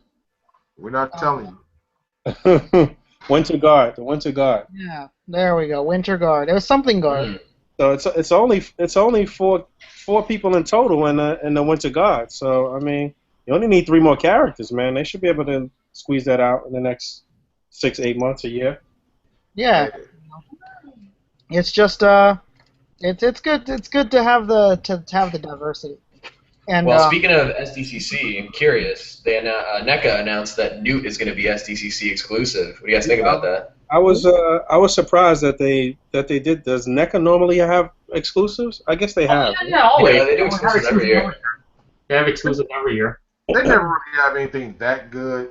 They usually have like a Predator. Like the Predator one's always popular. They always have a video game. A video game one, a Predator. You know what? No, they don't always have a video game one. They just did the one. That was the one that started the video game line. Was the Jason? Because we just gave away one of those things in the one of the rounds of Photo Combat. It was a SDCC Predator exclusive, I think. Oh wow, okay. Yeah, that's the. They do some Predator has at least one exclusive every year, but this is the first Aliens exclusive we ever had. Yeah, that's definitely gonna be a hot one. They're gonna do really well with that. I think a character like Newt is definitely one that is good to do for SDCC. Definitely. So many people are complaining already though. Like honestly, I've never had a problem getting any of their exclusives every year. So. I think as long as you're on top of it, their stuff is never hard to get. Right. Don't they make it available at Toys R Us afterwards anyway? They only did that last year. They only did that last year, and it didn't work out too well. People were complaining too much, they said. So they're only going to be doing limited quantities in a flash sale this year for their NECA Club website. They won't be doing true exclusives. I don't know, because I bought my Ahab Predator from the NECA site. I bought my the Cloak Predator from Toys R Us. I mean, I don't know. He might be right. I don't follow NECA like that, but I mean, NECA has had their SDCC exclusives at True's before, a few times before. A few times, yeah. That's usually leftover stock. They never do well. Last year was the first year that they explicitly said they're going to be at the con, they're going to be on the flash sale, and in limited quantities at True, like the days of the con.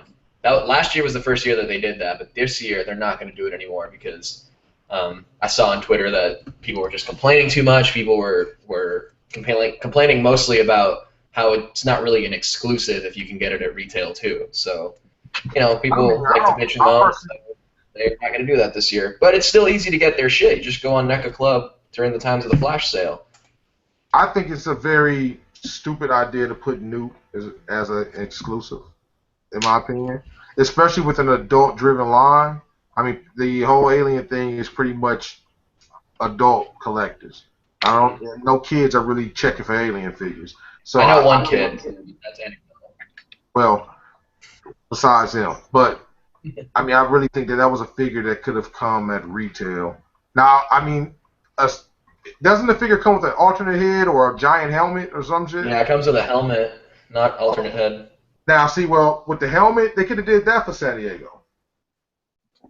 I mean, I just don't agree with them.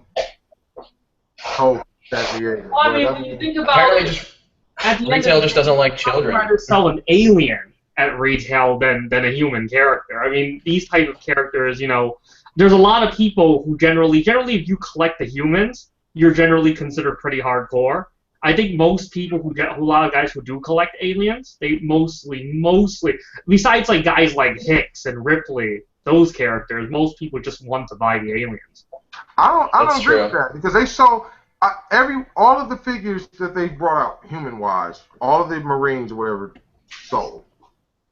I think the only thing that really stuck around with the two-packs didn't sell. You say what? They don't sell as well as the aliens. Well, I'm not saying that you should ship them in the quantities that you ship the alien in, but I know that I'm pretty sure if you're willing to buy an alien and you collect aliens, you will buy the humans.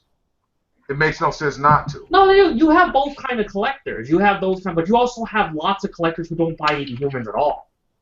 Yeah, you just have, the office drone that sees a big chap at Toys R Us. He's like, oh, this would look cool on my desk. Buy just aliens.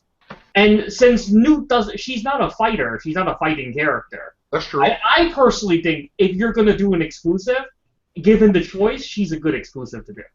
Right. Yeah. She's not like a character that fights or anything. She doesn't have any weapons or anything. A guy, Space Marines is one thing. Oh man, I love to get these to fight my aliens or whatever. But then a little girl, basically, with some random gear and stuff. That this dirty little girl, I don't think many people outside of the hardcore fans really want to get her. Right. In that sense, I think she's a good exclusive. I mean, of course, could you have offered her the regular retail? Yeah, sure. I mean, maybe you could have done a box set with her and, an alien or something. You could have done something like that, to kind of give it more appeal. But on its own, I think as an exclusive SDCC, considering generally SDCC exclusives are what you kind of consider are kind of these very fan-oriented, fan-core figures that a lot of people, you may not sell huge quantities on the, retail level, you think. So then you offer them SDCC exclusive, and you kind of still make everyone happy. And by also offering exclusive, you make people who probably didn't really want it also want it because of the exclusivity of it as well. So. I guess. And we also got the reveal of Vasquez and Frost, and then the albino alien, which is fucking weird looking. Albino alien? Yeah. That's gonna be the next wave, though. That's the Aliens 30th anniversary wave. That's not exclusive. But see, I think at certain points, when they do that, like that alien with that long tongue and shit, that's just because he knows. I think Randy knows that he got a bunch of fucking idiots buying that shit. There's a racist alien. It's the racist. But, I mean, that's like them coming. Okay, imagine them making a Marvel Legends figure of Wolverine, and the figure's claws are as long as the body. Listen, this is part of our 30th anniversary line. Go buy it. Ain't nobody buying that shit. It's based on the original James Cameron screenplay, where there was like different casts of aliens. There was like the regular warriors that have the mouths inside of their mouths. Right. Those are like made for attacking. That this particular drone is it tends to the queen's clutch and her eggs, and it uses that tongue to secrete the sticky stuff that they see all over the wall. And remember in the movie they're like, oh, what's this stuff secreted from? Well, that's what they're secreted from. They were just cut from the movie. Well, let me ask you this: are there any pictures of that? Did he actually have pictures of that, or was it just all written script?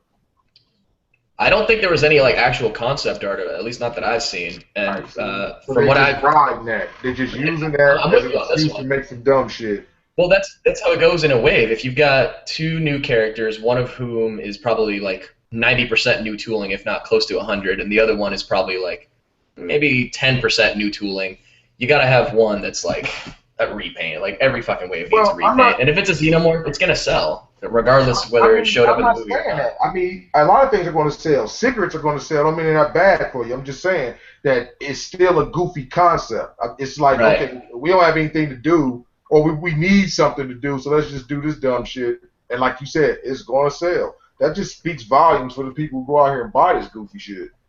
I think it looks fucking tight, though. It looks kind of like a mix of the Prometheus designs. You're one of the goofies. Goofy, come on. I'm Spike, his son at best. I'm just saying, I want at least 2 of these drones, and I want them next to my queen handling her eggs. I think it's going to look tight. I don't know. You got to realize, Fabio, you're diehard, but I don't know. That's why I don't know. Your opinion, it matters, but it doesn't to me, because you're gonna find a reason to be okay with buying whatever the fuck they give you. Like, they can make an alien with penises coming out his eyes, and you're gonna find a reason to be like, that he's secreted all over the other aliens. Like, you know what I'm saying? I don't know. You got me there, but this one has a legitimate reason. If you're getting what you want, if the alien collectors are getting what they want, man, more power to it, man. I just want a fucking John Connor. I mean, if getting another xenomorph repaint means getting 2 new characters that have never ever been done and they're super obscure characters, then fuck it, yeah, I'm with it. It's the same reason we're down to buy, another Captain America or another fucking Iron Man just to get a Red Guardian or any of those random characters. I'm down to buy that other Captain America or that other Iron Man because, one, Iron Man has a million different armors. But the most important part, I need the goddamn piece. That's what it is. I need the Build-A-Figure piece. I can give 2 shits about this damn Captain America. But, Speaking of Captain America, Brian Carter asks, what vehicles would you like to see made for Marvel Legends, i.e. a helicarrier? Dude, fucking 112 scale helicarrier would be fucking crazy. Bro. First of all, you absolutely getting a divorce or breaking up with your girl or whatever if you think that you're buying a 112 scale helicarrier. You can forget about break up with your dad. That helicarrier is your home now. Shit, a 112 scale helicarrier? I got pretty excited for a bit when I saw that picture of Captain America on a motorcycle, and I thought, oh shit, is this gonna be an ML? And then we get it and we see it's just some fucking MU figure, and I was just like, man. I wouldn't be surprised if Legends put out some motorcycles though, some 112 motorcycles, like something for Deadpool or Captain America or Wolverine or something like that. I could see them doing that. The Black Series has done that. TIE Fighter and some different things. Legends. A speed bike. Mm-hmm. What vehicles do we have in the Marvel Universe that people move around, and that's well known? Ghost Rider bike. Ghost Rider bike is something someone brought up. That's a good idea. I want, personally, the little hover scooter that Scarlet Witch Toy Biz came with. That'd be God. Sweet. I got like 10 of those. I'll send you 9. Right. Because I know I got a couple of them raggedy pieces. Hey. No. There's not a crazy amount of vehicles for Marvel Universe. Maybe like a horse for Black Knight or something.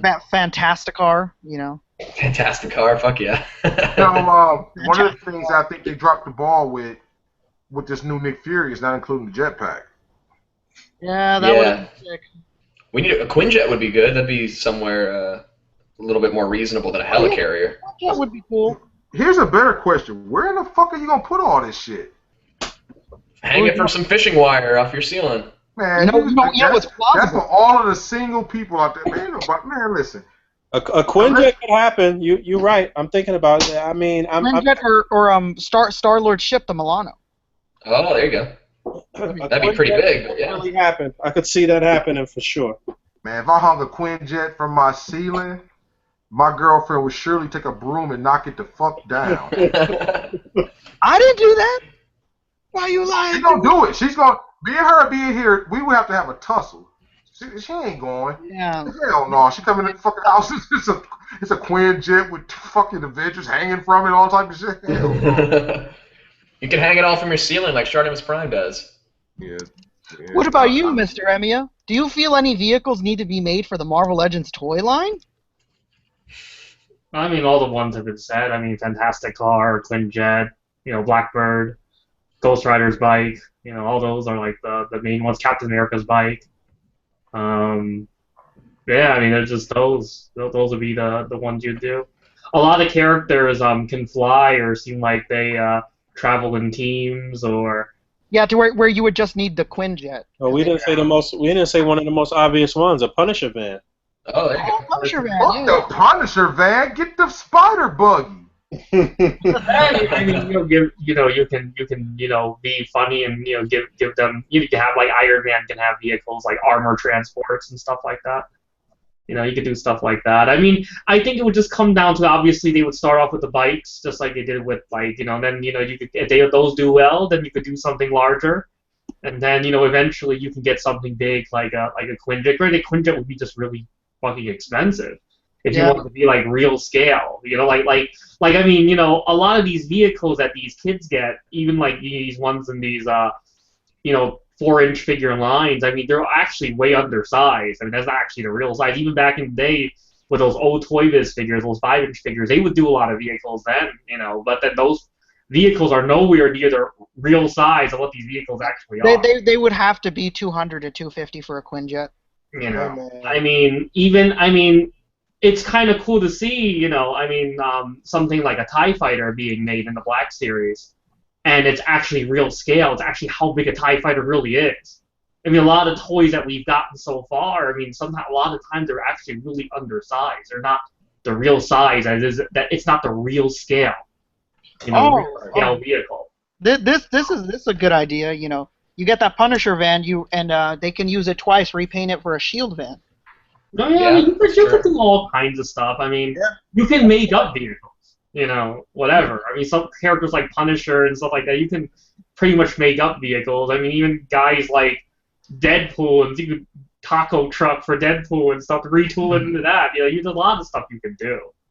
So, I guess it's just the main thing is, again, bikes would be the safest thing. You could do one for Captain America, do a Ghost Rider one. Those are obvious. When they're considering that Ghost Rider figure, the recent one's a cool figure, but it's really just big thing is just missing the bike. Even when they did that Dan Ketch figure earlier on with the Return of Marvel Legends, it was also missing his bike.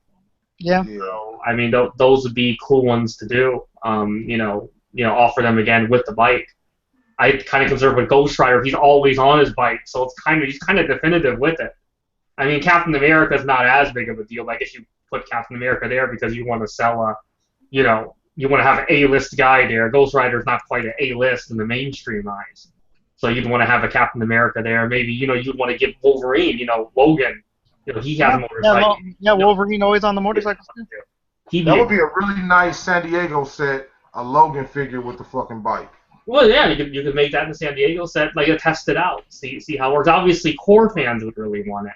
And, you don't have to make it really expensive. These vehicles don't have to be really, really highly detailed and have a ton of moving parts and stuff. I mean, as long as they look pretty good on the surface level. Standard moving parts for a motorcycle. Standard moving parts. It rolls. It has good surface detail. It doesn't have to open up and have engine detail. And it at most has to have three. It doesn't need to be a high end toy. Then you could charge like what? How much you guys think? Like $45 for like a figure and a bike. 40, 45, I think. 40, 45 bucks, $50 at the most. Yeah, $50 doesn't sound unreasonable, especially all you need is 3 pieces of movement, the wheels and you want the handle. I mean, it would be cool if they added other stuff for $50. It'd be cool if they added suspension and stuff like that. Maybe have a little bit of other detail. Maybe some concentrate more on the figure versus the bike. Actual bike. The figures are going to be the figures. I mean, those are going to be good. Just make the figures as you would make any other figure, just that this one comes with a bike. You know what I'm saying? So you just do it like that. And like I said, you could get a couple of different Ghost Riders. I mean, you could do it the DM Catch. You can do the, Johnny Blaze, Captain America. Vengeance. He has a bike. I mean, at that point, I'd end up being a Ghost Rider line, but, I mean, you have guys with bikes, Captain America, Man Doom, Thing. Wolverine. There are guys that have bikes you can do with. I mean, hell, you could even do Deadpool with the Vespa. There you go. There's a scooter. Yeah, That would be a cool one to do. Deadpool That's a Vespa. popular one. Do an official one. Don't be surprised if next year Marvel come out with a line of 112 bikes, man. Yeah. Right. Legends. And if those do well, you can move on to bigger ones like the Punisher van, the Deadpool taco truck, stuff like that. You can move on to those, and then Deadpool could come with one of the other Deadpools that you're not going to get in a single pack. Or you could just make the taco truck a taco van, so you could have it be the Punisher van, or you could have it be a Shield van. Absolutely. Yeah, lots of possibilities. Would be cool for them to do the motorcycle and a Wolverine as a test, and although this sounds really bad for me to say to the viewers, I'm really sorry. But just make it really limited, so that you don't take that big of a risk, and if it does well, it looks good. You don't want to test this out and make a fucking million of them, and if it doesn't succeed, fuck us over.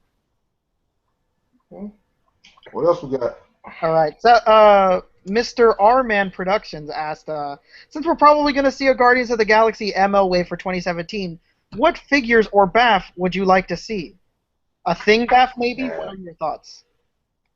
Well, he said Thing. Is Thing part of the Guardians of the Galaxy? Yes, Thing is a part of the not of the movie, but the comics. The comic book right now, really? Yeah, currently him and Human Torch. That's interesting. Why? Because they have nowhere else to be. Yeah, there is no Fantastic Four. Well, you know what? I guess I kind of do know the answer to that. I literally just read all of Secret War this week for the first time in its entirety. So I see that at the end of that, Reed and the kids and Sue are kind of doing their cosmic thing and shit. So yeah, okay, that makes sense. So yeah, Thing builder figure. How's he? He looks regular though, right? They didn't change his appearance or anything, though, right? He just has an outfit change. Yeah, his costume is different. Okay. I mean, for the most part, he's recognizable. He's still the Thing, and he's still Human Torch. You can still tell. Sorry to get off of your question, but I wish they would fucking get one look for the Beast already and just fucking stick with it, man. It's annoying how it's. Yeah, he changes from a feline to Pretty much depending on the artist. Yep. However, it really is a pain in the ass. I think they should take the opportunity to use the 8 figures and only do 4 from a movie, and I think that they should do 4 comic-related figures or whatever, because I really think that they need to find a place to do a Ronan the Accuser comic version of a figure, and I don't really see them doing it unless they use something that they can relate it to. So I really think that should be the Build-A-Figure, honestly. I mean, especially because if the Hulk at any time they could decide to bring the Fantastic Four together again or whatever, and they can release a thing. It's that's always a possibility. Not just that, but somebody like the fucking Hulk can be a single pack. I don't think having the Thing be a single pack is too much of a stretch. Right. And you could give it more so to a villain, like you said. You have Ronan, you have an Annihilation, Annihilus would be good. Yeah, I was just about to say that. You know what? I always think about that Toy Biz Annihilus that they were gonna release. The darker one. It was pretty much looked like the Annihilation Annihilus. This was Toy Biz though. Yeah, Solid had 2 of them. Yeah, I was just about to say. I'm pretty sure Solid had it. I've seen it. I've seen it in person one time from a cat out here in New York who gets a lot of those rare figures and shit like that. But the look and design of it was spot on to the comic book Annihilation version. It looked so fucking good. So it was called the Flying Annihilus. Flying Annihilus. Yeah, look it up. You could Google it. Marvel Legends Flying Annihilus. It'll come up. Yeah. But if they did that, if they went back and just kind of retooled that or fucked around with that a little bit, that would be dope. We definitely needed a Nihilist. The Hasbro Nihilist is fucking garbage, man. Yeah, it's I mean, everything about it is just fucking garbage. Think so? I didn't think it was that bad, man. I think it was. I think the sculpt is nice. Aside from that, I think the articulation is The strange. articulation is really strange. Yes. Articulation is strange. I think the paint apps are pretty good. You know, they go well with the sculpt. We definitely need a new Annihilus. There's no question. We need a new fucking Annihilus. We need a new Ronin. You know. As far as what figures I would want, cosmic characters they could do though. It's mad cosmic characters. we Still knew haven't gotten a Watcher. we need a new. Oh yeah, we don't have a fucking Watcher. We need a new Warlock. You know that appropriate Silver Surfer. Yeah, an appropriate. Fuck yeah. Yeah, definitely. You know, there's a lot. There's a fucking lot that we need done. Have we gotten any Celestials? That'd be crazy. That'd be fucking huge. Oh man, that'd be sick. They'd never do it. Way too big. They could do a lot of those things like that. Celestials, like those, all of those characters, Beyonders, all of those characters played a big role in this past Secret War shit too. So they could do that. I couldn't see. Kids wouldn't give a fuck about that stuff though. That's the only. Build a figure living tribunal. Right. Where's that at? The kid would be like, what the fuck is this shit? Who the fuck is the living tribunal? I want Captain America. What is this bullshit? Where's Tony? Where's Senor Stark? Yeah. I don't want this living tribunal. What is this? What Got do any you other think? questions, though? What do you think, Mr. Emiya? I think the Celestials would be cool. The problem is, again, they would be like the size of they would just be those larger 12-inch figures. I don't think they would make them the proper size. I mean, it would be cool just to have them. Right. Besides that, I mean, I think just a lot of the larger, kind of more obscure characters would be cool, like the cosmic beings and stuff like that. Would be great choices. Kind of like how they did Terrax, and obviously Thanos is an A-list villain. I already know this dude wants to see a Silver Surfer. Oh yeah, Silver Surfer. I mean, but that he could be a regular release, right? So, those type of characters like all those those cosmic, big cosmic guys that Silver Surfer fights would be cool. I'm a big fan of Silver Surfer, so I would love to see a lot of stuff focused on that character would be cool. But aside from that, it would be good to get a re-release or more like a I want to call it what's the proper name for like a retool of Blastar with armor. Oh yeah, like we still don't have like a normal Blastar. Yeah, with the armor, that would be a cool one to do.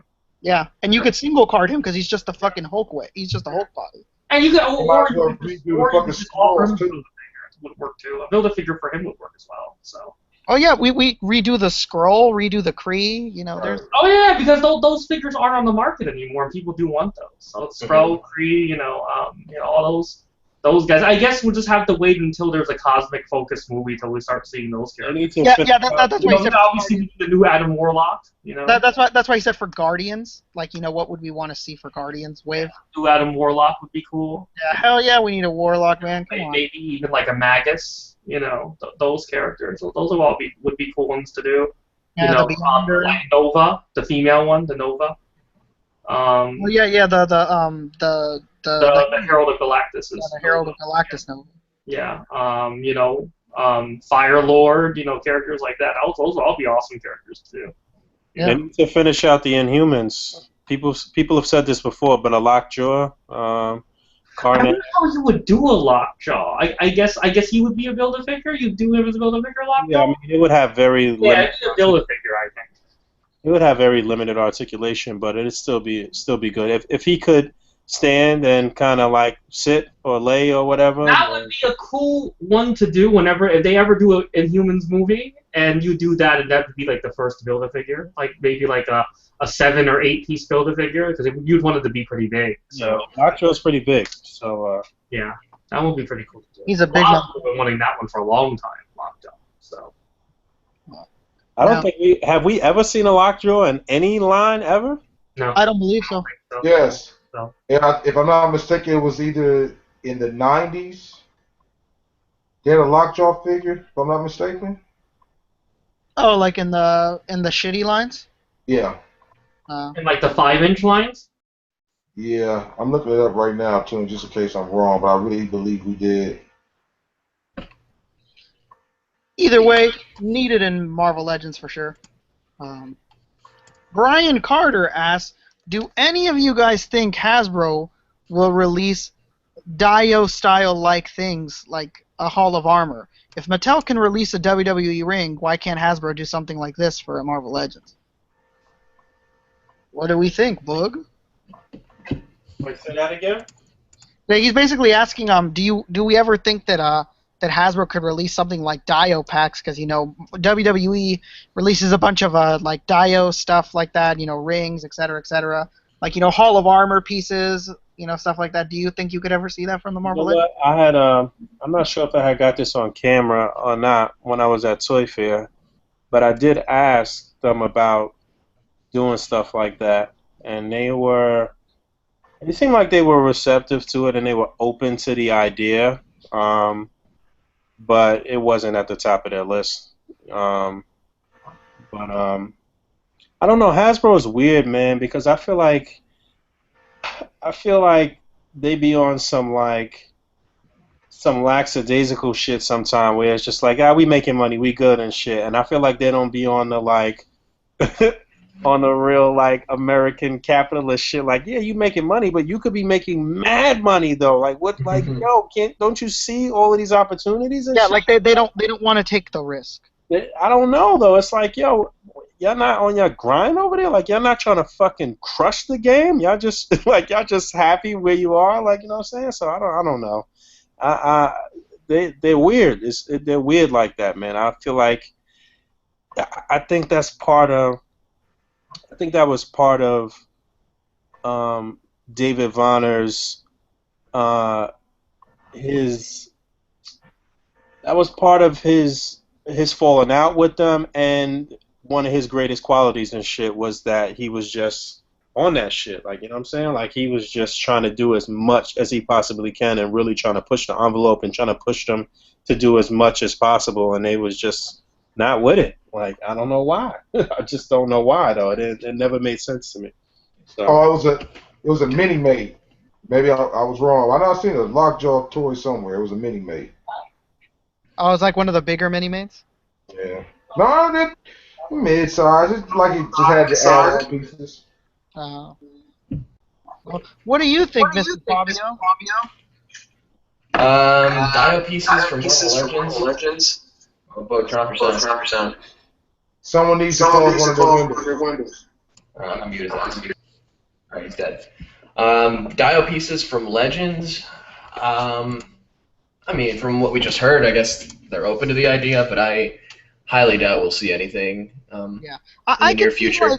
I could see them like unintended, like you having to really support to do one, like let's say they did like a true exclusive where it's just whatever the Iron Man armor is of the movie with a fucking piece of plastic that is just one single part of the Hall of Armor, and if you buy enough, you could put it together. You buy the same figure so many times, you could make it yourself. But like aside from what I just said, I don't see more than that, sadly. Yeah, I don't really see them doing it. I mean, that's a lot of fucking money. I mean, even to create the Dio at a lackluster look to it, it's just a lot of money. You're talking about having to either buy a lot of figures or you're going to have to change the packaging around and fit the pieces in within 8 figures. It's just not going to look good. In theory, it might be a cool thing to think about, but trust me, man, after you get that shit, you're going to be like, man, I could have just got a figure. It's no different than the reason why I say it is because remember they did it before with Marvel Universe, where when you bought an Iron Man, it would come with like the little piece of a fucking Hall of Armor, and you put it together and you have a big Hall of Armor. And after a while, people didn't fucking want to do it anymore. They're just like, dude, fuck this. Why am I? It didn't look good. You just connected a bunch of half tubes together. Yeah, and it would be sadly no different for ML. It would just you would have them, and then you'd think to yourself, I know I did this. Like when people had those bases that they connected together, and they were like, yeah, it's the floor of a lab. Yeah. And then after a while, they were like, man, I got fucking 70 of these weird-ass stands. What did I do? Right, just some bullshit. Yeah, this is just something dumb. I don't need this shit. What other questions we got? I don't know if any of us do, but somebody asked, have any of us bought any fake Deadpools from eBay? And if so, what did we think of them? I saw Glenn did a review of that. It looked okay. I I mean, think the yeah, plastic on the swords and stuff is a little like soft, but overall, I mean, he said it was a pretty decent knockoff. yeah, I've seen people use them. I mean, you really can't tell the difference. I don't think they look bad. So No, yeah, they look fine. Marvel Legends fake Deadpool? Yeah, the fake Deadpool. I know the big thing is the pattern on his costume's not painted very well. I like saw someone was like making a comparison video the other day, and it's like the pattern's like really bad, and there's a lot of flash on the figure. well, I mean, it's it's serviceable. It's serviceable. Like it's not terrible or anything. It's serviceable. Like if you don't want to drop money on a real one, it's serviceable.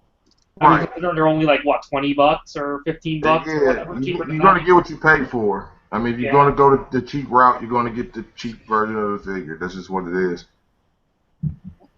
And next question from Colossal Customs asks, I think we talked about this a little at the beginning of the show, but I guess he wasn't around for it. But what do you guys think of the Batman versus Superman bat creature thing? That's the only figure, honestly. That is the only figure in the entire line that looks decent. Yeah, because it's one of those things where Mattel definitely took a risk with that figure. They did a lot of different things that they'd never done before, and it's interesting. I mean, when I walked into my Target, I didn't buy any, but you best believe that I took all 3 of the ones that I found and I put them somewhere where nobody will find them. Just because, like, hey, maybe I want these in the future. These are pretty interesting. It's the best figure in the line. I mean, it doesn't look bad. I can't tell you what it's like, from experience because I haven't actually opened one up and played around with it or whatever. But from looks, it's probably about your safest bet to have enjoyment from buying anything from that crappy ass line. Yep. And now people can finally build their grappling guns. Whoever doesn't want their grappling gun, send it my way. I'll take it. You think it's stupid? I agree with you, so give it to me. Boog, Alright, do let's you have anything to add?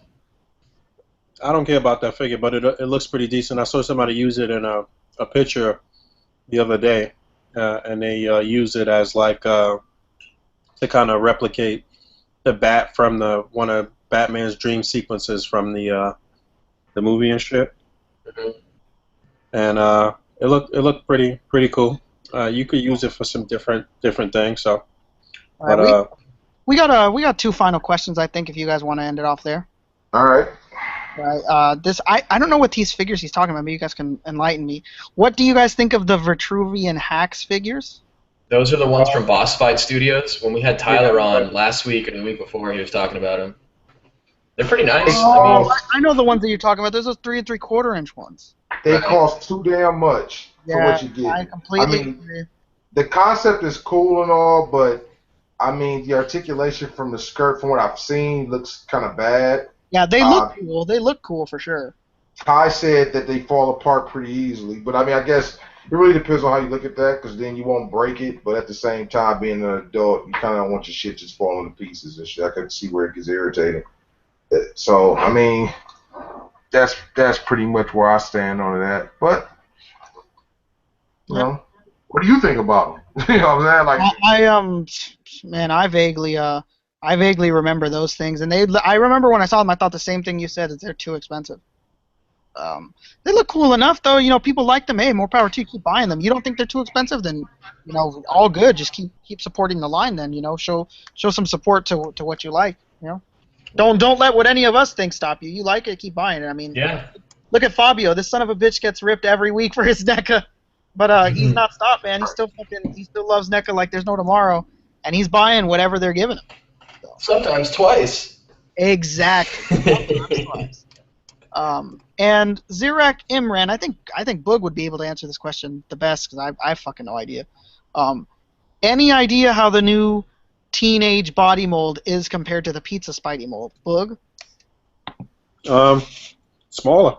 Talked about this last week, but it doesn't have the butterfly joint. Doesn't appear to have the butterfly joint at the upper shoulders, and the feet are bigger. So I mean, it's a slimmer, shorter buck, but still muscular. So it looks good. Like I said, it looks good. I'm really interested to get it in some dynamic poses and see how it looks when you really pose it up. But I'm a little upset that they didn't include the butterfly joints on Yeah, the. that is a sad step back.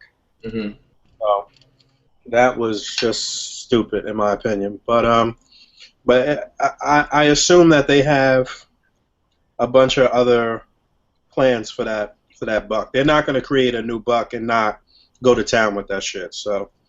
Yeah, and now I suppose without the butterfly joint, you could just add paint and light like rubber over sculpt for like a Peter Parker figure, like rubber True. piece. True. All right. I think that's all the questions we have. Yeah, let's wrap it up. We got some Payback to watch. Oh, sorry. Another question for Boog for his stuff. What's Do you Payback? you know when you're gonna put up your Toy Fair videos? Well, it's up to Pancho. He's quarterbacking that right now, and there was some issues with the with my audio. I don't know what happened, but apparently the audio for Dwight and the other fella that was there, I can't remember his name, and Jesse, their audio was clear, but some of my audio was messed up. So Pancho had to basically put subtitles on it, and the shit is taking quite a while. So hopefully within the next week it'll be good. We had originally planned to tack it onto the A.C.B.A. Saturday video, which is well overdue now too, and all of that footage for the next episode is actually in, but it's just taking P a long time to edit everything. He started a new position at work, and it's just been a lot of stuff. So he's just got a lot on his plate. So give him a little time. It'll be out soon though. Yeah, but the wait means that it's going to be quality. We're not just going to push this out and it's going to be some crap. Right. It's not going to be some crap. It's not going to be a fucking blackwash tutorial on your sink. That's stupid. All right, let's wrap it up. Let's throw out those plugs and say goodbye to everybody. My name is Idi Amin. Yeah, me. Boog, man, you're on my channel right now, so the thing that I love doing on this channel the most is vlog style show called Main Course, which I try to put out once a month, but it's been a while. I am well over 3/4 done with the next episode. It's been a long time for Main Course. I know a lot of people waiting for that, but I've been literally editing a little bit every single day and adding on more every single day. So it's coming. If you want to follow me on Instagram, it's at Boog, BOOG _ACBA. And please follow the Articulated Comic Book Art Instagram as well. So that's at Articulated Comic Book Art.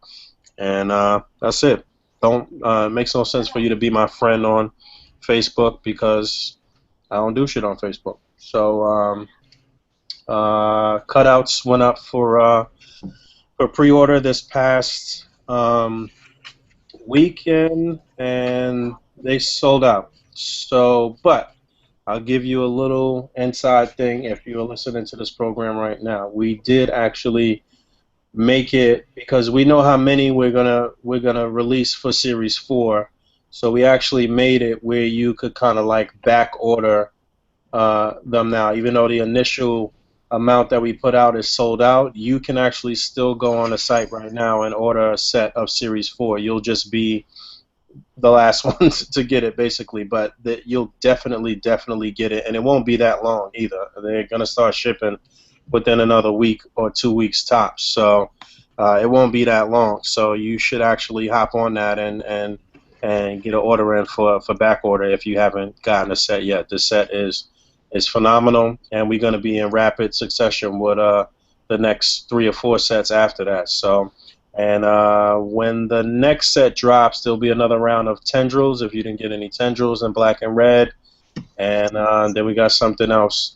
I guess midsummer coming as well. T-shirts, you could get T-shirts right now on the site, and this is articulatedcomicbookart.com. Just hit shop, press the shop tab, and you'll be able to see all the T-shirts and cutouts and everything that's up right now. So that's it for me. Pharaoh Black. Pharaoh Black, everything. PHARAOH_Black. You want to find me? Just type that in. I'm sure I'm everywhere. That's pretty much it. He's black.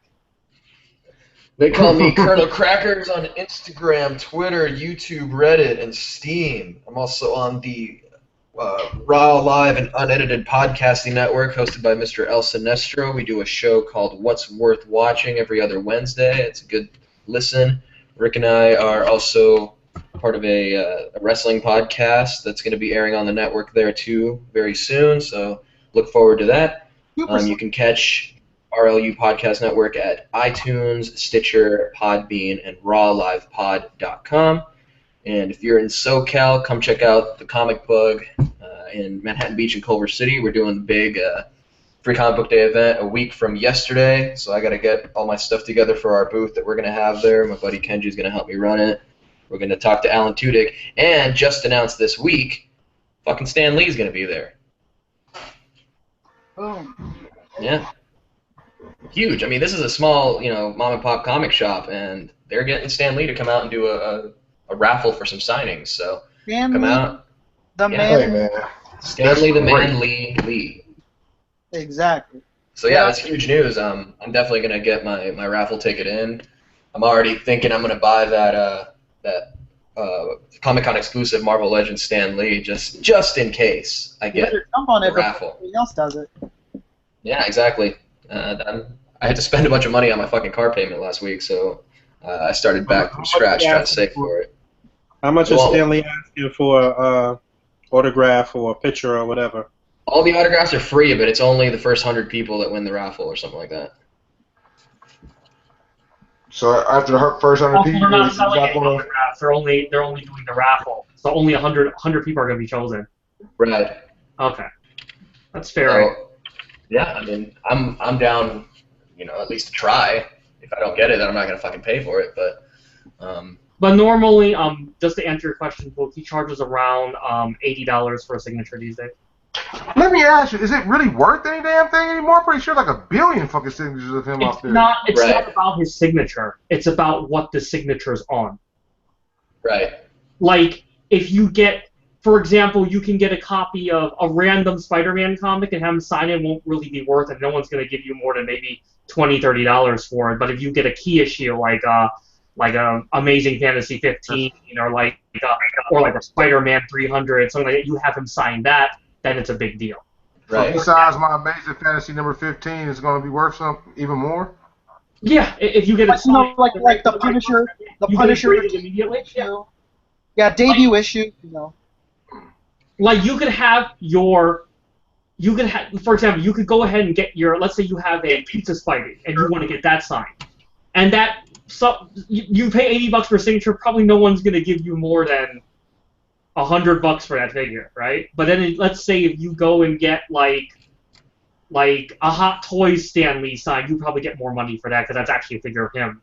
Things like that. Like a really nice Spider-Man statue, you have him sign the base, it'll be worth something. But let's say you get like a crappy Spider-Man statue nobody wants, and you have him sign the base, no one will care. It's that kind of thing. The signature, you can't just get anything signed. You got to pick something that's really good, really Right. a landmark So- that you have that. So is the SDCC Legends Stan Lee a good thing to get signed? Yeah, anything that's a figure of him, I think, is good. That's a good All one. right. The Hot Toys one's good. If you have like a picture, like a big print of him and Spider-Man together, like in the picture, that's good too. Stuff like that.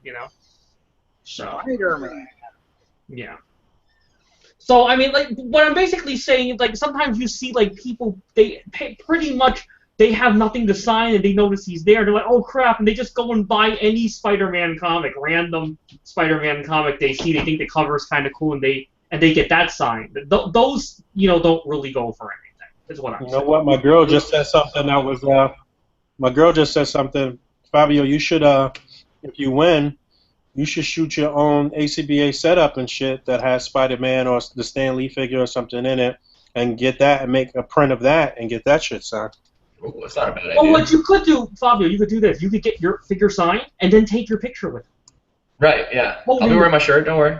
Yeah, that's what you do. Just take your picture with them. Both of you holding the figure after he signs it. That would be, that would be Make him wear the shirt. Yeah, like Dave Walton did. How about you all take off your shirts, you go to Bryan Singer's house, and hang out. Let him sign your ponytail. Boom.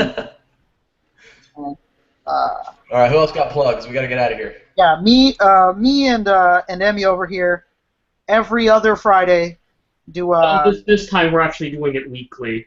Yeah, for this time we're doing it weekly right now. Yeah.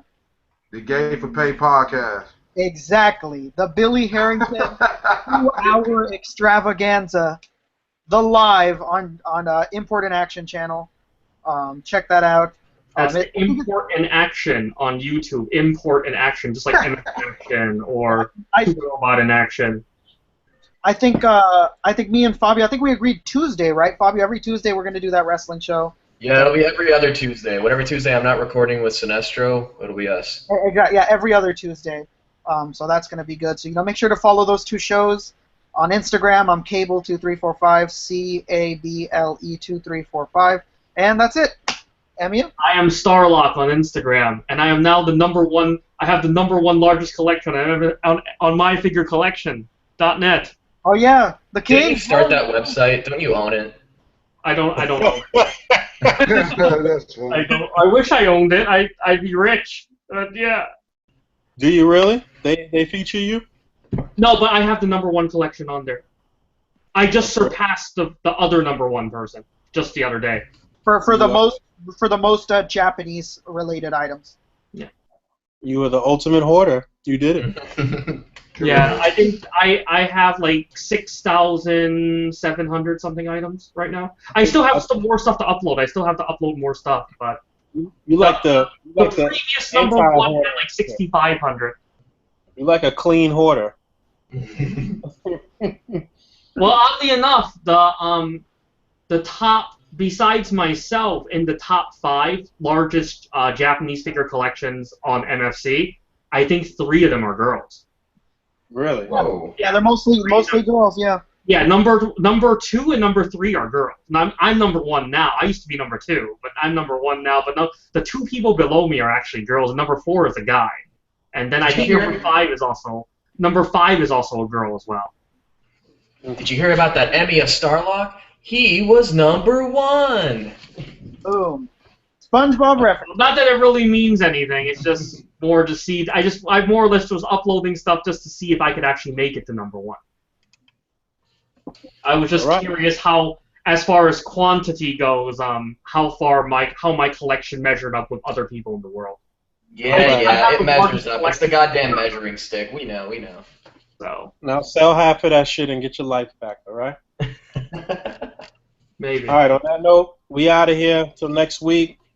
I want to thank my castmates for hanging out, and next week we'll talk to you guys. We'll be back. You got See me ya. there!